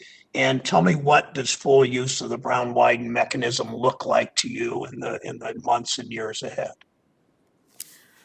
Thank you very much, Senator Brown, for your kind words. On the Brown-Wyden Rapid Response Labor Enforcement Mechanism, let me just distinguish a little bit between the two announcements this week. The first one was a petition that was filed by the AFL-CIO in partnership with several other labor organizations.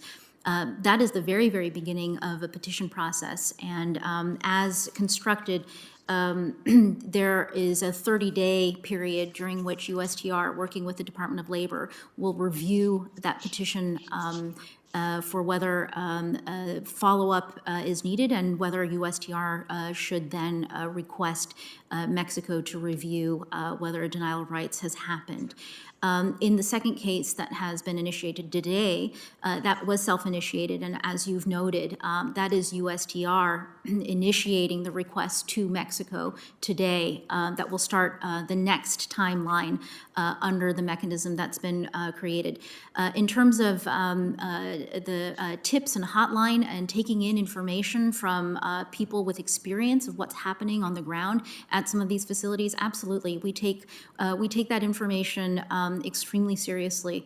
Senator Brown, if there are other questions that you asked that I haven't responded to specifically, I ask your indulgence if you will remind me if there are other aspects. We will follow up with a letter because I want to get to something else. But thank you for just in such a fulsome way, if you will, approaching this and doing what you need to do. There are a number of us in this committee. I see most prominently Senator Casey and I, whose states have been victimized by bad trade policies for decades. And I would like you to come to Ohio if you'd be willing to, once the pandemic, once you can travel safely, and get you with some people to talk about Brown-Wyden and what's next and how we enforce trade policy that actually works for our manufacturers. So I guess I'd ask you publicly now, would you at some point be willing to come to my state to do that? Absolutely, Senator Brown. It would be my honor, and I would be delighted to do it. It will be so important for us in formulating our trade policies to be talking to people, regular Americans who are impacted by our policies. Thank you. And if you come to Northeast Ohio, maybe you can spend 12 minutes in Pittsburgh or something too. So, but don't overdo that part of it.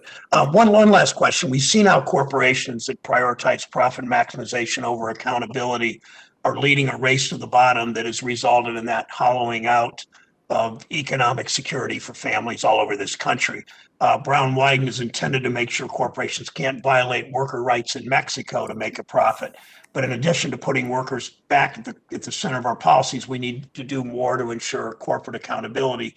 We're looking at ways, and I look to the chairman of this committee for this and his leadership, to do that across, in conjunction with my committee, to do that across the financial industry as part of my work on Senate Banking and Housing Committee. Senator Cortez Masto on this committee, and Senator Warner is also on banking, housing.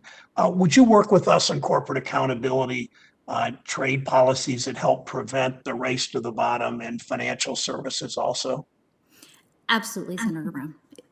Okay, cool. Thank you. Thank you, Mr. Chairman. Thank you, Senator Brown. And I also want to note for colleagues that obviously there are tremendous differences between the state of Ohio and the state of Oregon in terms of economics. And it was a pleasure to work with Senator Brown to try to bring the Congress together around enforcement issues. And I just really appreciate all his leadership. Senator Bennett.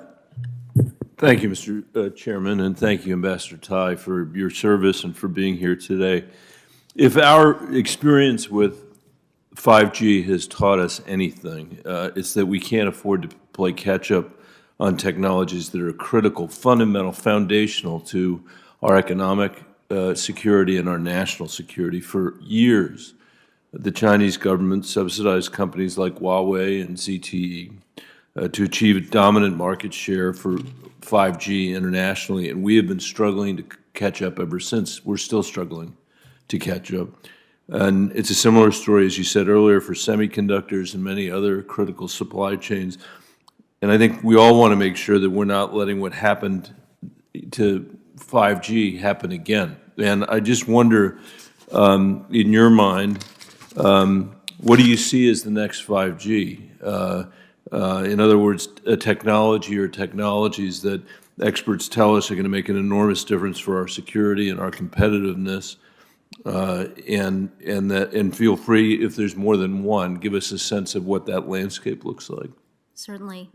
Thank you, Senator Bennett, for the question. I think just as absolutely critical to be thinking ahead in so many areas in terms of technology and also in terms of manufacturing as well. But your question is focused on the technologies, and I would say you just look at the Chinese planning documents, and they have talked about AI, quantum computing, you know, the new technologies, the new energy technologies.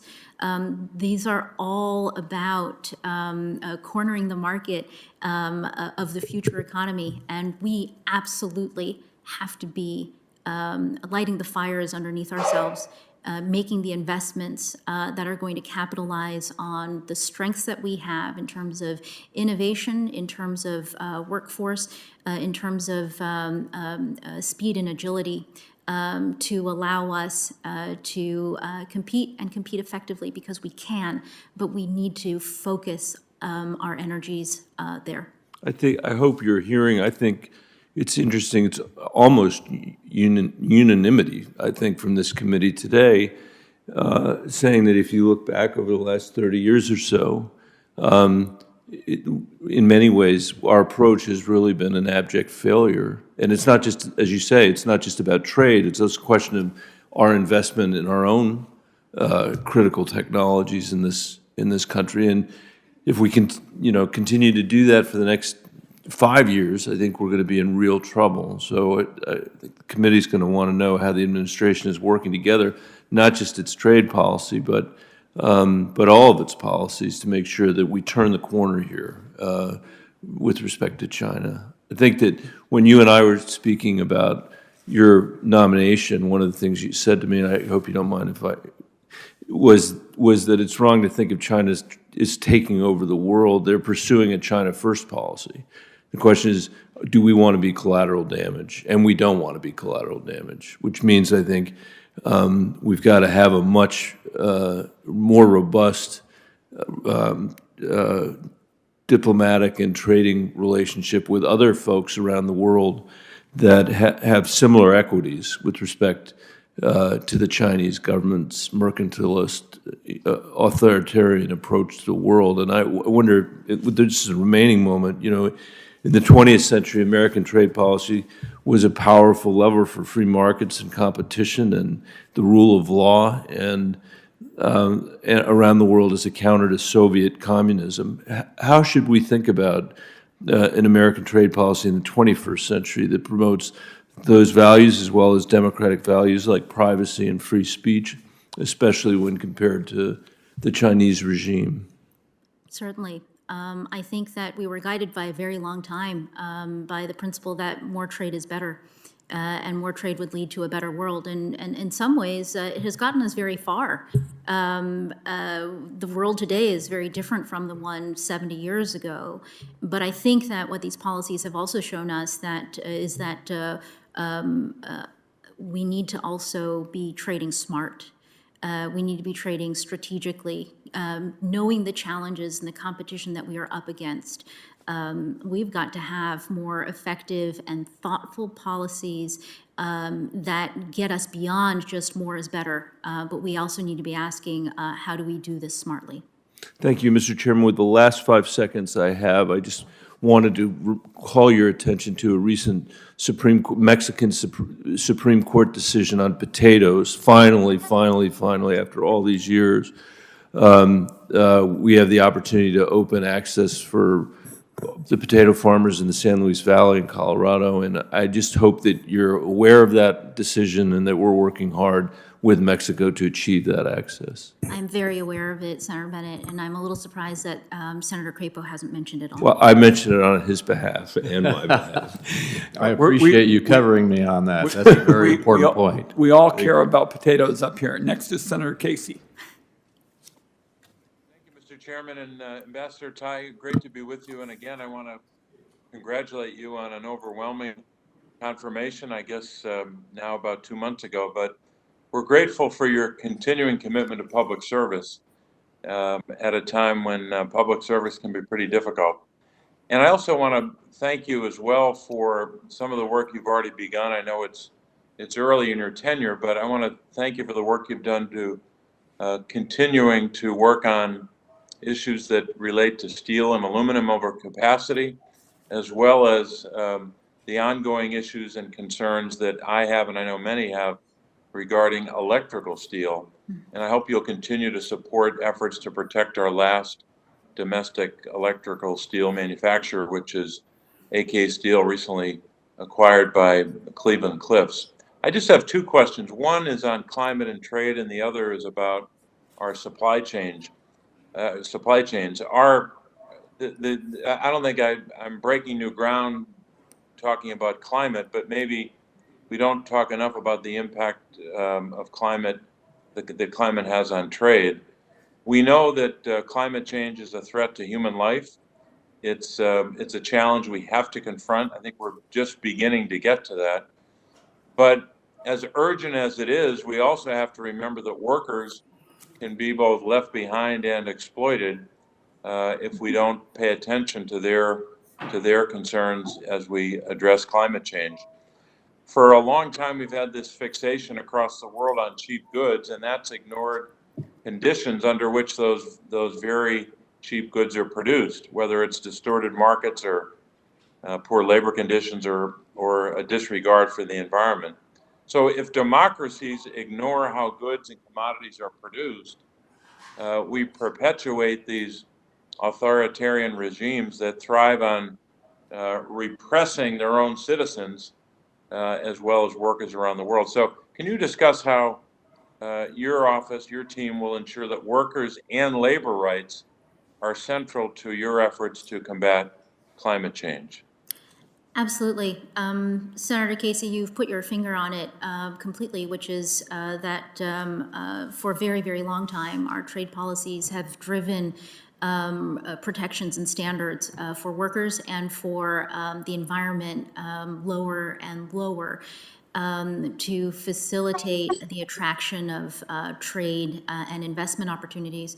And what we need to do right now, knowing that our goals are to work towards a robust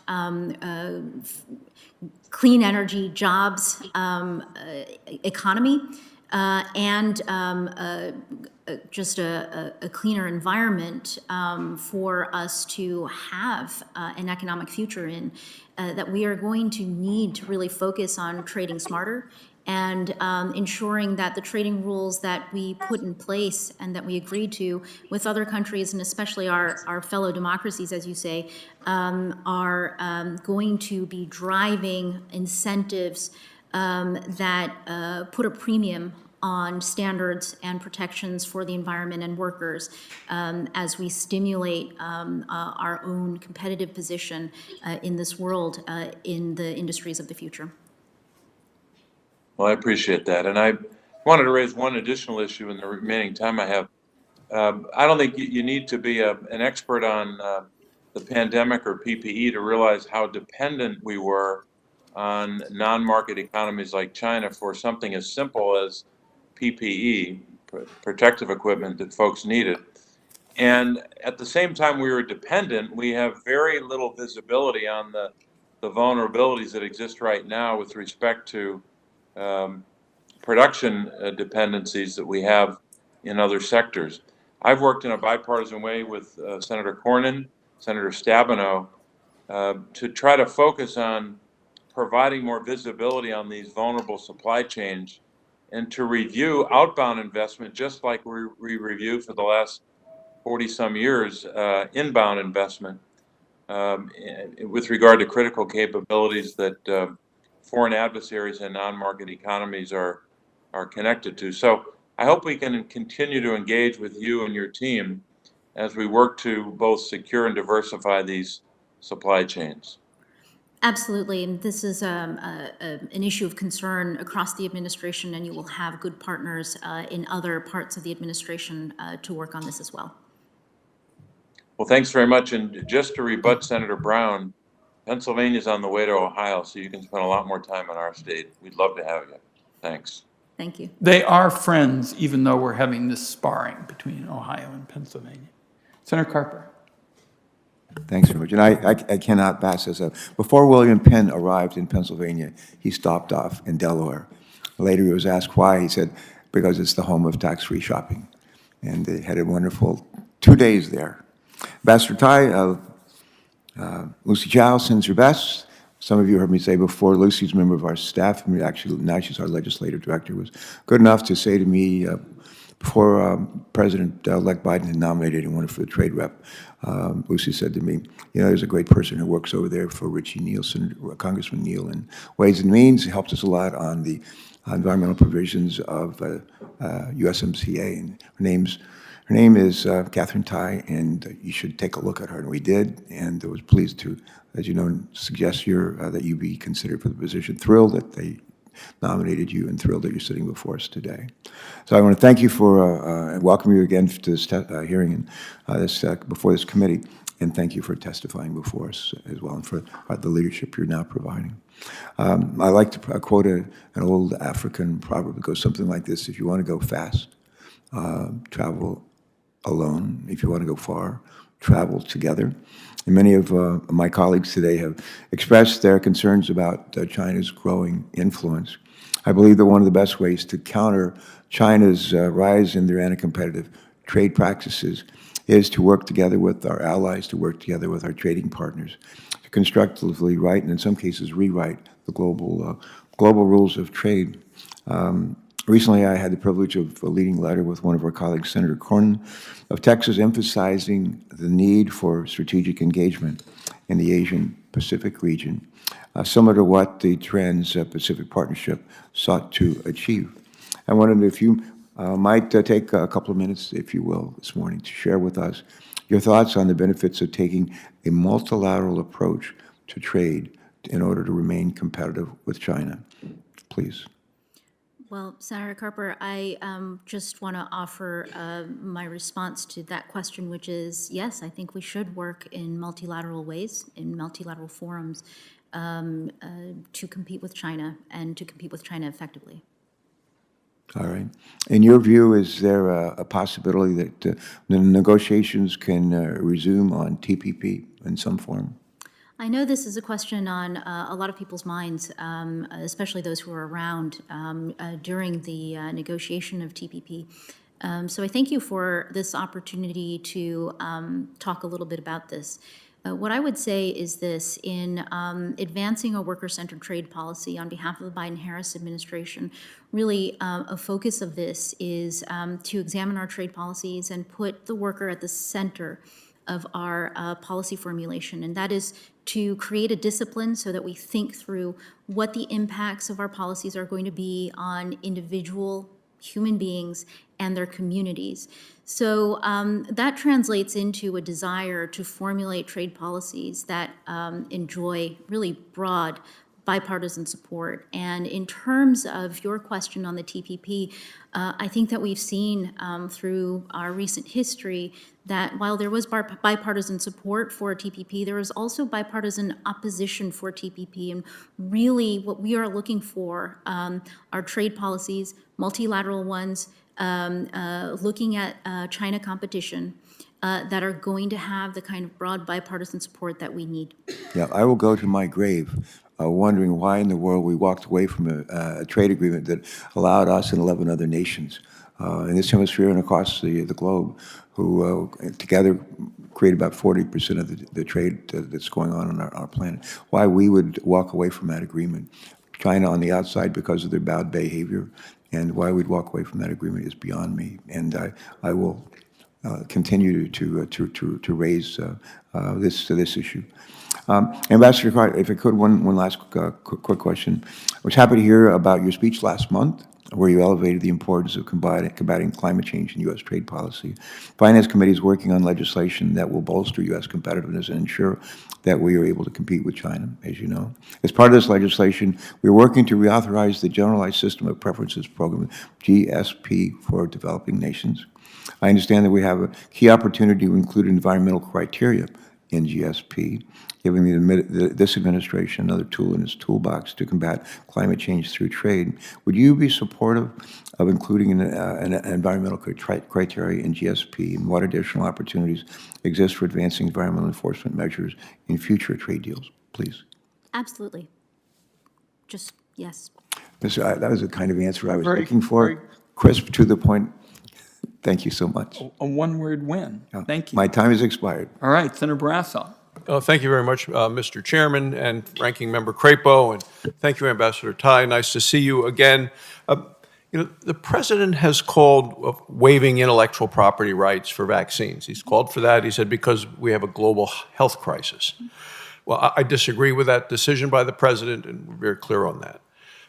At the same time, he has made it very clear that this administration believes that we are facing a world climate crisis. As a matter of fact, on April 22nd, the President called on countries to step up, take further action on climate change in order to, quote, overcome what he described as the existential crisis of our time. He didn't say that coronavirus was the existential crisis of our time. He said climate change was the existential crisis of our time. But we're willing, the President is willing to waive intellectual property rights on something that's less than the existential crisis of our time. So how do you square that? I mean, do you think we should waive intellectual property rights on green energy technology to combat climate change? I mean, where is this administration going? And you as the trade rep, I don't see how you can support the one without the other, and is all of it out the window?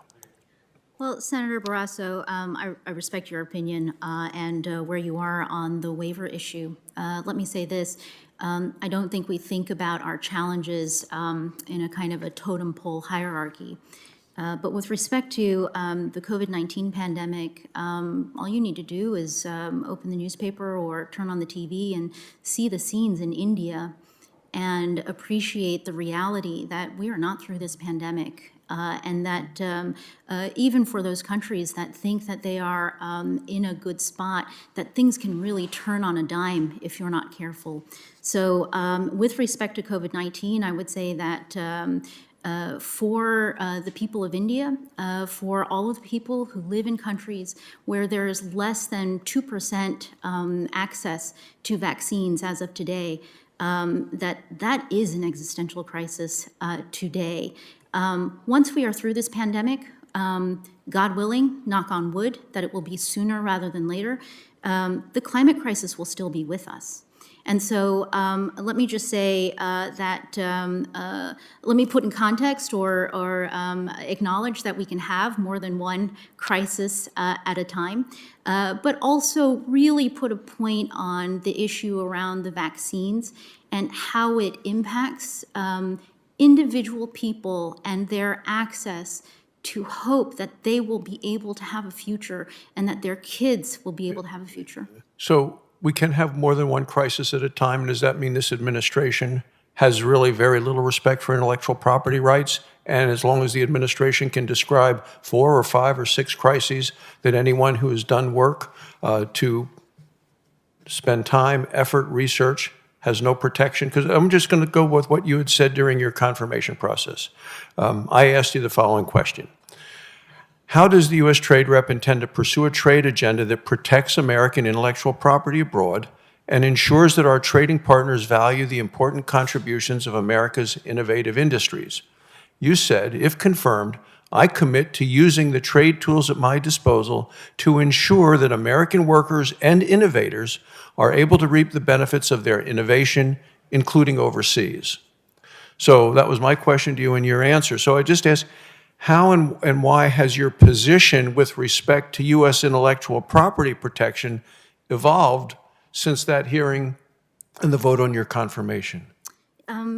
I guess the answer is easy. It really hasn't, Senator Barrasso, and I would direct your attention to the statement that we put out. By the way, we put that statement out through an email. We also tweeted it out. It's just responding to an earlier comment by Senator Crapo that it was just a tweet.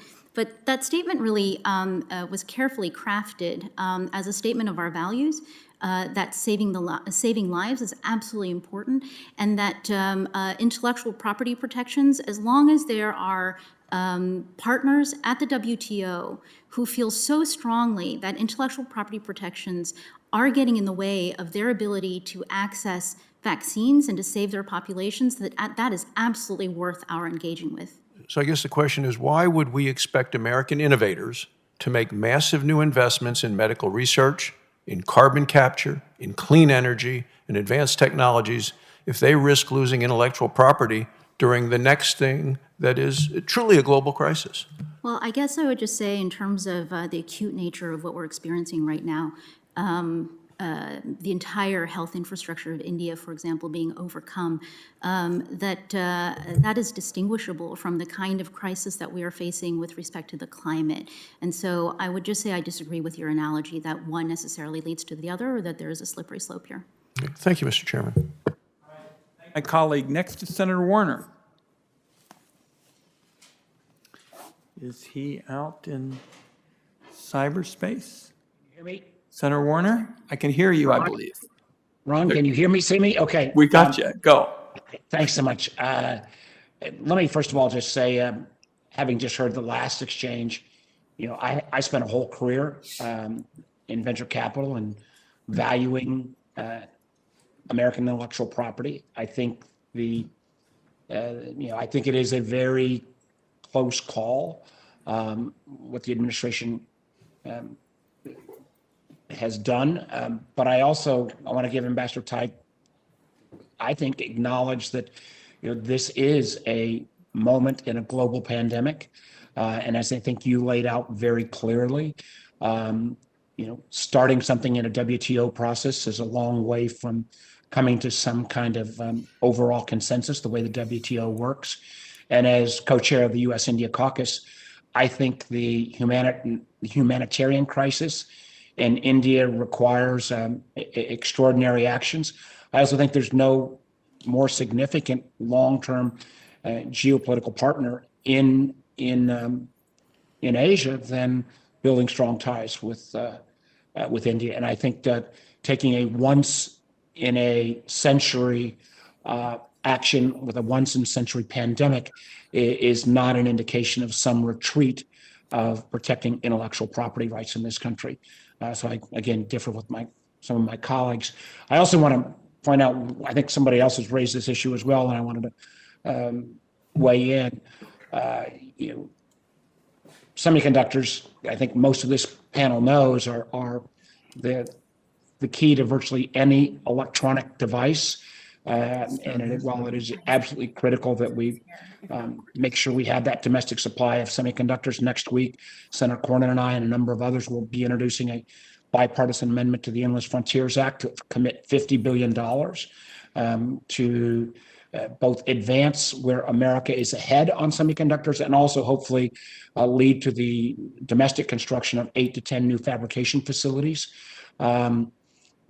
Fabrication facilities that will do memory chips, that'll do logic chips, that'll do cutting edge chips, that will help ensure manufacturing legacy chips are still in the supply chain.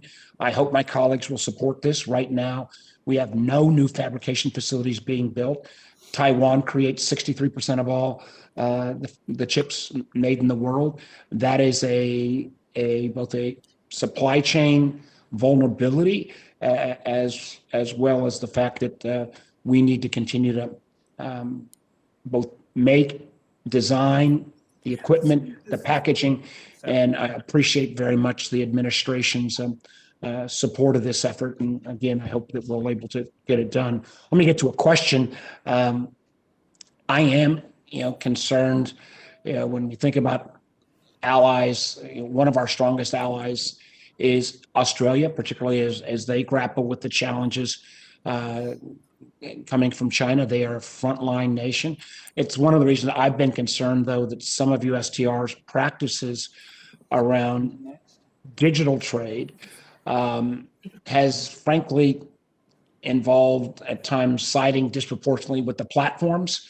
In terms of some of the recent debate with the internal to Australia about the news flow, where many American companies actually sided with the Australians. I just hope, Ambassador Tai, that you can say that around digital trade efforts, we ought to try to work to be more in concert with allies like Australia, with some of our European allies. And let me just say, the fact that we've seen many of our European nation friends put on hold some of their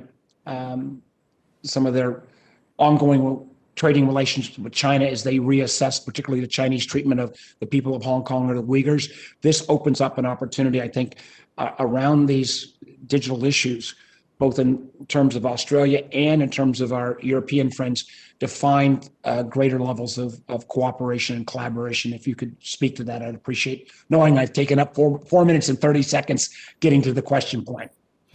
Senator Warner, I appreciate your question. It's an important one, especially in terms of thinking about formulating the trade rules that are going to be relevant today and far into the future. I hear you. I think that we do need to be in concert with our trading partners. And on the types of issues you're talking about, USTR will need to be in concert with Congress and the debate in Congress over these important issues too. Let's put our masks on then. Well, great short answer. You got me done even within my 5-minute time period. Back to you, Mr. Chairman.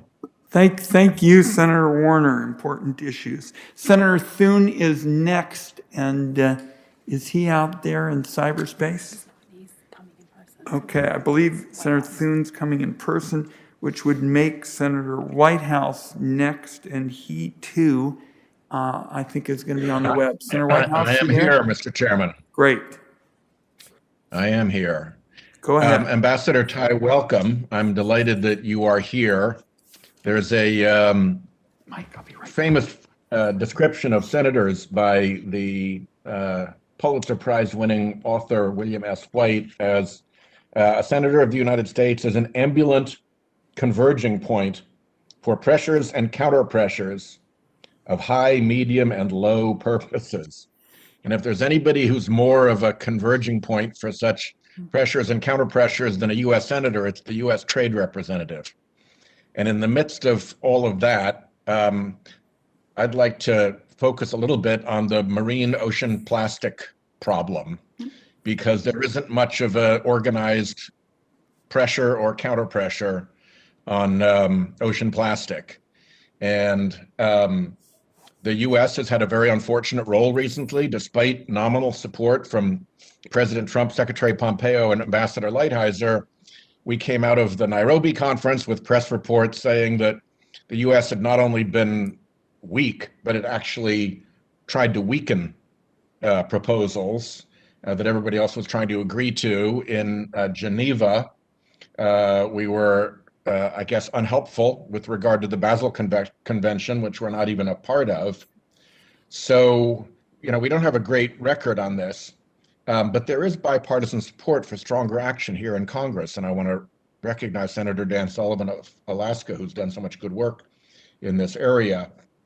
Our original Save Our Seas bill encourages the trade representative to consider the impact of land-based waste from countries that contribute most to marine debris in our trade agreements.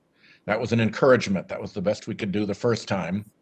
In our bigger, stronger, better Save Our Seas 2.0 bill, it directs the executive branch, including the trade representative, to lead and coordinate efforts to implement U.S. policy on marine debris and support plastic waste mitigation.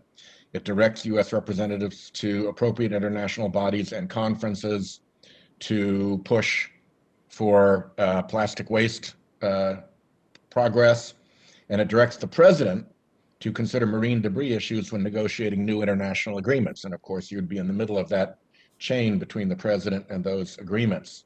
So I'm hoping that you can tell me something good about what has happened, how you're staffed up, what is going to be done to implement these congressional directives with regard to ocean plastic waste when they could easily fall through the cracks of the pressures and counter pressures you're facing on so many other issues. Well, I think we do have a very good story here, and a lot of it leads back to the USMCA, which is as part of the USMCA implementing act and its passage, there were supplemental appropriations that were provided. So between enhanced rules in the environment and also the appropriations, what we have is an infrastructure that we are building out that enhances the integration between USTR and partner agencies within the administration to coordinate and to work on environmental issues, including marine ocean debris. So that's a very good place to start. We have environmental attaches that have been deployed in Mexico. We have a committee that has been created to enhance our work and cooperation here in Washington. And I would say there is room for us to build here. And I would certainly be interested in working with you on directions for us to build and how we can strategically expand out our focus on this issue. Who's in charge of the ocean plastic waste issue in your office? Our environment office leads on this issue, and they work closely with NOAA. And who's the person we should be in touch with? I will have my people send the name to your people if that is okay with you. That's okay. I would have felt better if that name was top of mind for you. Oh, I'm happy. I'm happy to name our staff. Absolutely, if that's what you would like. Jamila Thompson is one of my senior advisors who leads on environmental issues, and she works closely with. She'd be the ocean plastics contact. Absolutely, absolutely. Great. All right. Well, I'm going to keep pressing on this because I know there, as I said, lots of pressures and counter pressures on you from a whole variety of industries, and the ocean doesn't have much of a voice of its own. So I hope you don't mind if I continue to pursue this. I look forward to it. Thank you, Senator Whitehouse. Next is Senator Cortez Masto. Thank you, Mr. Chairman. And to the ambassador, thank you for being here today. Thank you for all of your hard work so far. Let me start with an issue. Again, you've talked a little bit about this, the 301s and 232s. The exclusion process, I'm curious about because I have met just recently when we were home recess with a company that is interested in moving to Nevada. It's Haas Automation. And they're building a new manufacturing facility in Henderson, and they've committed to creating 2,000 new jobs for workers in my home state. These workers will make machine tools that require cast iron components for, as you well know, there's a limited domestic supply for.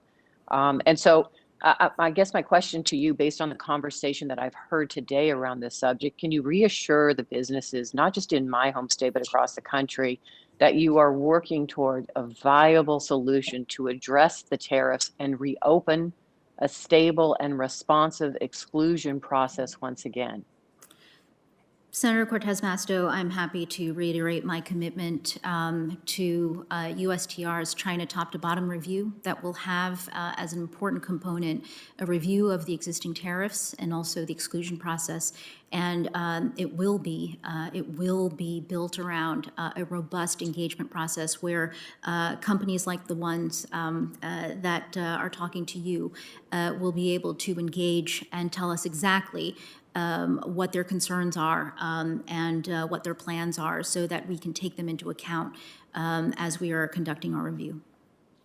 And thank you. And then again, will you work with Secretary Raimondo in your whole of government tariff review to address the underlying issues as well that relate to 232? Absolutely. Secretary Raimondo and I speak quite often, and the Section 232 issue is one area where USTR and Commerce have and will continue to work closely together. Thank you. Thank you, Ambassador. I know you're also familiar with Section 201, the solar tariffs, and I support the President's effort to bolster the domestic clean energy manufacturing, but we do not have the domestic solar panel production capacity to meet current demand. And it's going to take time, resources, and a sustained commitment to build this capacity. I recognize that you have to balance a variety of concerns, but can you assure me that as you deal with the Section 201 solar tariffs, you'll take into account the concerns of domestic solar stakeholders who deploy the solar projects we need to meet our climate and job creation goals while we ramp up our domestic production capabilities?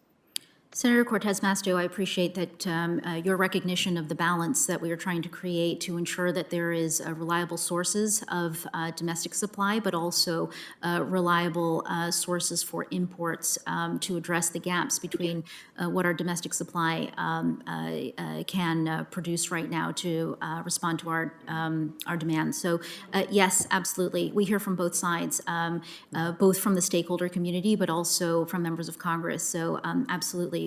This is important to get right, and we are cognizant of the interests on both sides of this issue. Thank you. And then finally, you mentioned this in your opening statement, but as Congress and the administration engage in revising and renewing trade preference programs, can you discuss the importance of prioritizing women's interests in national trade policies?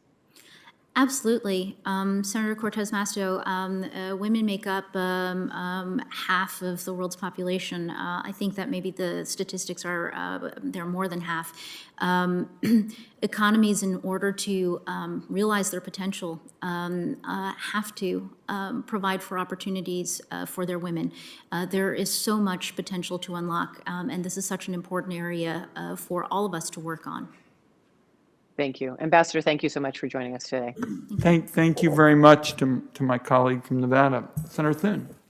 Thank you, Mr. Chairman. Ambassador, nice to have you here. Welcome. I understand that the question of intellectual property and the issue surrounding whether or not that ought to be waived with respect to dealing with the coronavirus has been talked about at some length already, but I would associate myself with the comments, I think, of a number of my colleagues here, that is an issue that we can't, in my view at least, what we need to address is the production capability, manufacturing, scaling that up big time here rather than giving away our IP from our pharmaceutical companies and the important work that they do, the R&D work that they do to continue to come up with solutions to treat these types of pandemics when they come up. I wanted to ask you, one of the things I hear repeatedly back home, and if you've been asked this already today, perhaps I apologize as well, but the home builders, the realtors, everybody in my state is talking about the cost of lumber and how that's driving up housing cost in this country and really curtailing new construction because just pricing homes in a way that's outside the reach of a lot of families in this country. So, and one of the issues they consistently raise are the tariffs on lumber coming in from Canada. Could you speak to that issue and what's being done to address that and the impact that those tariffs have on the cost of lumber in this country and ultimately on the cost of housing? Certainly. The issue of lumber, I think there are probably volumes of books written about the U.S.-Canada disagreement over our lumber policies. What I would say is this, that this is an issue that we have worked on for, it feels like, as long as time with Canada. Our trade remedies are there to address unfair practices in terms of Canada's production and its structure for lumber production. We will raise our concerns with Canada, but there are obviously needs for us to really be honest about with the Canadians in addressing ways of resolving some of these concerns. So let me center myself a little bit here in terms of focusing on your question. The Free Trade Commission that is required to meet within the first year of the USMCA is meeting next week, and I will be raising our concerns with the Canadians, but obviously I look forward to continuing this conversation with you and the many other members of Congress who've raised concerns about this on both sides of the issue. So let me just follow up, but what is the administration doing to prioritize a new softwood lumber agreement between the U.S. and Canada? So in order to have an agreement and in order to have a negotiation, you need to have a partner. And thus far, the Canadians have not expressed interest in engaging. So on that, I would also welcome this intervention right now in terms of raising the profile of how important this is to the United States. Okay, well, it's having a tremendous impact on the ground, I can tell you that, on the economy out there. On agriculture, you haven't yet announced, or the administration, I shouldn't say, hasn't announced a nominee for USTR Chief Ag Negotiator. It's an important role when it comes to representing our agricultural interests, in particular expanding market access for producers' products in trade negotiations. So I ask you when we can expect to have a nominee for that position. And then secondly, the TPA expires July 1st, and I think when asked in February whether you support TPA renewal, you stated in your QFR responses that you would consult closely with Congress and work to pursue trade policies that receive bipartisan support. All of that's welcome, but we need leadership from the administration in order to move TPA forward to grow jobs and exports. And so there are a lot of questions in there, and I'm out of time. But if you could also address if there's any discussion in the administration about rejoining TPP, because many of us here thought that was a good agreement that went a long ways toward expanding access into markets in Asia, and were disappointed when the previous administration withdrew from it. So I know there's several questions in there, but if you could speak to those issues, that would be appreciated. Senator Thune, let me try to be pithy here and responsive at the same time. On Chief Ag Negotiator, this is a priority for the administration. It is a priority for me in terms of staffing up at USTR. So I hope soon.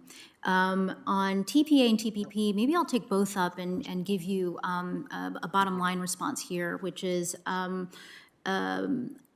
my interest in engaging with Congress is primarily going to be focused on a version of TPA and a version of working with others in the Asia Pacific with shared interests that is going to take the form of something that is going to have robust bipartisan support. And if there is a way that we can accomplish these that can achieve robust bipartisan support, that is the key. That is the key to what we are looking to accomplish in this administration. Thanks. Thank my colleague. Senator Daines, I believe, is next. Is he out there in cyberspace? Can you hear me?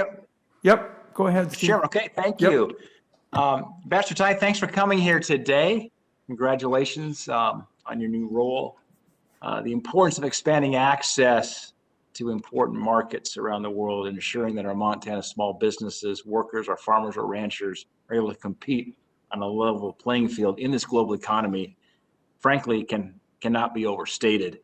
It's also very essential that the U.S. make badly needed investments into research and next generation technologies, protecting IP, in order that we can run faster, create better jobs, and win this race against China to be more competitive and to be more innovative.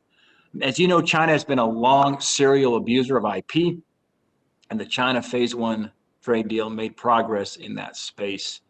Our focus, I believe, needs to be on fully and aggressively enforcing that deal. We need to strengthen and enforce IP protections, not weaken or waive them.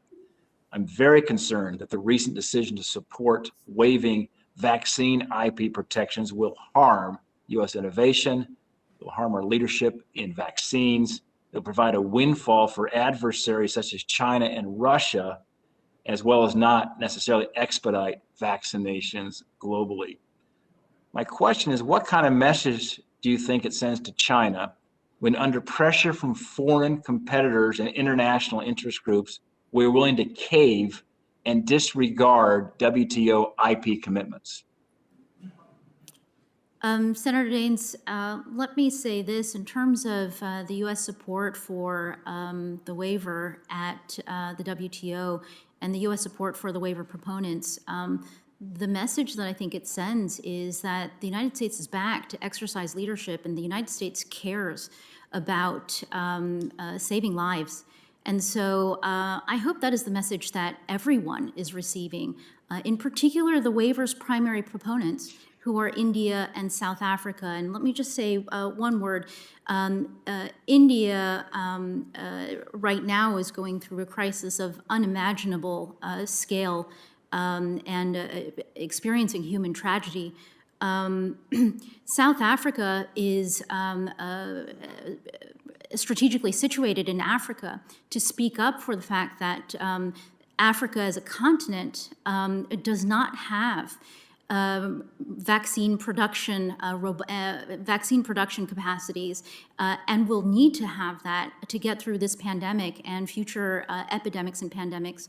So that really is the focus of the message that is motivating me and this administration in supporting the beginning of a process at the WTO to respond to a collective and humanitarian tragedy that we are all experiencing right now. Well, I appreciate that response. I would just probably respectfully disagree. And I mean, there's no doubt that we need to work as fast as we can to save lives. At the same time, protect these IP rights so that we continue to foster the innovation that has allowed these breakthroughs to occur to get these effective vaccines out to market as quickly as we did. I think we should be prioritizing fighting the pandemic internationally by getting more shots in arms in countries who need them without transferring this critical technology to China and Russia and really undermining our global leadership position. It's sending a chilling message for future innovation. And I think we could actually accomplish both by protecting IP and accelerating production by working with those who have the IP. Ambassador Tai, while in the Senate, I've urged both the Trump and Biden administrations to re-engage in the Trans-Pacific Partnership. Senator Thune talked about that a minute ago. I led a letter, in fact, to President Trump then with senators supporting re-engaging in TPP.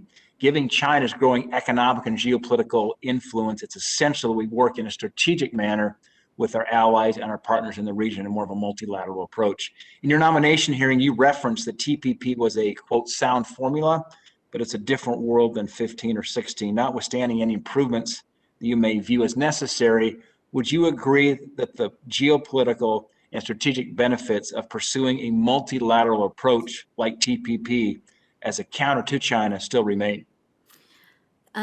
Yes, a multilateral approach, working with like-minded countries on a shared competitive challenge like China, is a sound equation. And I think that as with all things in trade, which I live and breathe, the devil is in the details. And my focus will be in formulating a trade policy here to find a path that has broad bipartisan support that is going to be effective and not allow for free ridership on what we put together with our partners.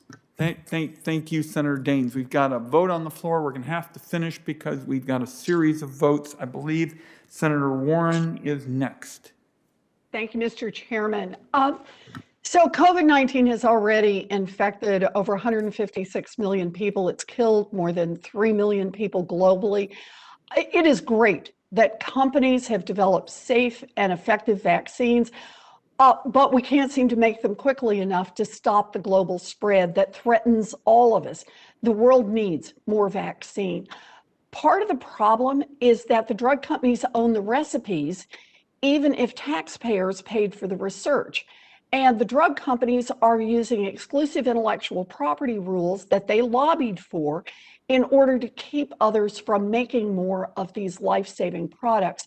Ambassador Tai, I was glad to see you announce last week that the United States supports waiving some of the international intellectual property rules to help end the pandemic. But I have some questions about how this waiver is going to work. I'm concerned that your announcement last week committed only to negotiating a waiver on IP rights for COVID-19 vaccines. As you know, testing, treatment, PPE are also vital to combating this virus. Drug companies can use patent protections to block countries from making their own versions of these products as well. So, Ambassador Tai, does the administration also support a TRIPS waiver for COVID-19 related diagnostics, therapeutics, and PPP, in addition to a waiver on vaccines? Senator Warren, thank you for paying attention to that statement and for your words on framing what we are encountering right now as a reality to so many of us. Let me just say this, we are focused right now on the intellectual property waiver at the WTO with respect to vaccines. I know your question is broader, but for my efforts at the moment, it is a focus on access to vaccines and the inequity in terms of the access to vaccines. And so I'm hearing you not rule out that we will also focus on waiver for these other products. Let me ask the question differently, if that helps. Do you agree that the U.S. should be doing everything it can to help other countries ramp up their testing, treatment, and PPE production? Sure. Okay, we'll go there for right now. You know, testing, treatment, PPE are critical, and that is why India and South Africa asked 7 months ago for the world's help to make those items without running a risk that a drug company was going to sue them. So I believe that the U.S. should be backing these countries on this point too, and not try to wiggle out of helping. Time is also of the essence here. Millions of people are dying, millions more will die if it takes another 7 months to reach any kind of meaningful agreement. Special protections for drug companies are an even bigger issue than COVID-19 alone. For years, the US government has let giant corporations write the rules of our international trade system. So it's no surprise that when drug companies draft our trade agreements, they include provisions protecting pharma monopolies and putting profits ahead of lives of people all around the world. We're fighting over a waiver to rules that never should have existed in the first place.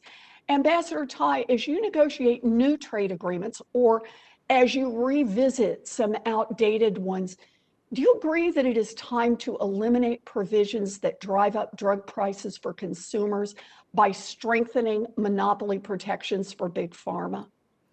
Senator Warren, thank you so much for that question. I am committed to reviewing everything about how we've done trade agreements and looking at them through the lens of what we've experienced, in particular the negative impacts our trade agreements have had, especially on individuals, workers, and communities.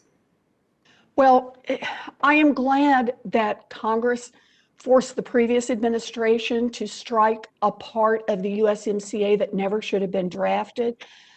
But I think it's time now for our trade negotiators to take leadership and actively set rules that lower drug costs for American families instead of focusing on boosting profits for drug companies. Drug companies are kicking and screaming about this waiver over the COVID vaccine because they are worried that the federal government may finally have the spine to lower drug prices through global trade agreements and here at home. So the U.S. trade reps' commitment on the waiver is a good first step, but I'm very much expecting you, Ambassador Tai, to follow through at the negotiating table. I have also urged President Biden to take executive action to lower drug prices for tens of millions of American families by allowing the generic production of products like insulin and EpiPens. I'm glad that the drug companies are worried that their enormous profits may shrink. I'm going to keep pushing the administration to take more steps to put patients ahead of drug company profits. Thank you for being here today, Ambassador Tai, and thank you, Mr. Chairman. Thank you, Senator Warren. We're going to get Senator Hassan in, and then we're going to have to run and vote. Senator Hassan. Well, thank you so much, Mr. Chair and Ranking Member Crapo, for this hearing. And Ambassador Tai, welcome and thank you. You've put in a very long morning, and I greatly appreciate it. The President's ongoing strategic review of critical supply chains is a necessary step to strengthening our economic security and outcompeting China. Another important step would be passing the bipartisan Endless Frontier Act, legislation led by Senators Schumer and Young, which I've co-sponsored. and it would invest in U.S. leadership in science and technology innovation. Ambassador Tai, what role has USTR played in the President's supply chain review, and how does USTR plan to use trade policy to promote our leadership and competitiveness in advanced technology? Senator Hassan, USTR is doing our part to support and participate in and bring our expertise to the ongoing critical supply chain review, and we will continue to do so. In terms of what we can do with our trade policy, I think it really is about re-examining the trade policies that we have pursued and thinking about how we devise a different approach to trade policy that doesn't simply prioritize the lowest cost and the lowest levels of protection so that we are creating supply chains that are going to be driving a race to the top, but that are also going to be resilient and have in mind that crises happen and that our supply chains need to be strong and reliable. Thank you. I'm working on a bipartisan basis to promote domestic R&D, including through bipartisan tax legislation with Senators Young, Cortez Masto, Portman, and Sass. Because, again, to the point you just made, promoting R&D is a component, promoting its investment in the U.S. is key to outcompeting China. The Chinese government uses trade restrictions, tax incentives, direct subsidies, and other policies to try to drive R&D investments into China. Ambassador Tai, how does USTR plan to use trade policy and coordinate with other agencies to help promote domestic R&D? Well, I think there are two ways. One is to continue to push for leveling of the playing field, calling out and holding others to account when we see practices and measures that are inconsistent with the norms and rules that have been set out there. The other is to really support and to reimagine trade policy as supporting our domestic investment policies as opposed to undermining them. That is going to be so critical. And I would just add that it's not just the R&D. The R&D is critical and to our competitiveness, and that is absolutely the right area to focus on. But we should also focus on that chain that translates R&D into production, into manufacturing. As we've seen, without that ability to produce, the scalability, the ability to pivot, we remain really vulnerable. And so I would just say that USTR stands ready to work with you and your colleagues on the R&D and investment pieces, and also the pieces to build out the supply chain. Okay, thank you. Last question, because I'd like to follow up on an issue we discussed at your confirmation hearing regarding the small business chapter of the bipartisan U.S.-Mexico-Canada agreement. In addition to cutting red tape for small exporters, the agreement created a committee to give small businesses a voice in shaping our trade policy. In implementing the USMCA, including the provisions cutting red tape for small businesses, how has USTR coordinated with this committee and the small business community generally? Well, Senator Hassan, I've started conversations with Small Business Administrator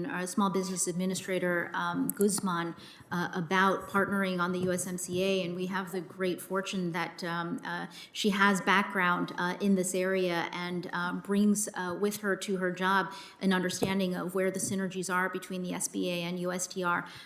With respect to working with this committee, my door is open. I am so excited about working with you, your colleagues on this committee, on the Small Business Committee here, to really capitalize on the opportunities that we have in USMCA. Well, I thank you for that, and specifically look forward to working with you on bolstering the committee that the USMCA created to really make sure the voices of small businesses are heard. So look forward to that. Thank you, Mr. Chair. I thank my colleague, and particularly for closing with the emphasis on small business. Ambassador, it's been a long morning, and with you, they are always productive sessions. We thank you, and let me just give a couple of quick thoughts. First, I think it was clear You heard from Senator Crapo, you heard from myself, you heard from Democrats and Republicans on the Senate Finance Committee that we are laser focused on this proposition of being able to outcompete China. We understand this is the economic challenge of our time. And for me, priority one is to stop China from feasting on the weaknesses of the global trading system. And in various ways, my colleagues made essentially that kind of point. And what it really comes down to, and I think you recognize this is going to take more than vague calls for reform. This is going to take decisive action in two areas. One, the question of enforcement, and we're pleased, Senator Brown and I both discussed it today, that you all came out of the gate so quickly on enforcing USMCA under the law that we authored. And second, modernizing those trade laws that are simply, outdated. We need to have modern policies. We need to have modern policies in our trade toolbox. And at the end of the day, it comes down to something you and I talked about in our first conversation, and that is to get more workers in the winner's circle. So I think this has been a productive morning. We look forward to working with you. And as I and a number of senators indicated, you let us know what we need to do to modernize those trade tools, those outdated trade tools. We'll be working with you, and I think you saw evidence of strong bipartisan interest in that. Colleagues, for those that are still following this, and staff, of course, questions for the record are due Monday, May 17th. And with that, the Finance Committee is adjourned. Thank you, Ambassador.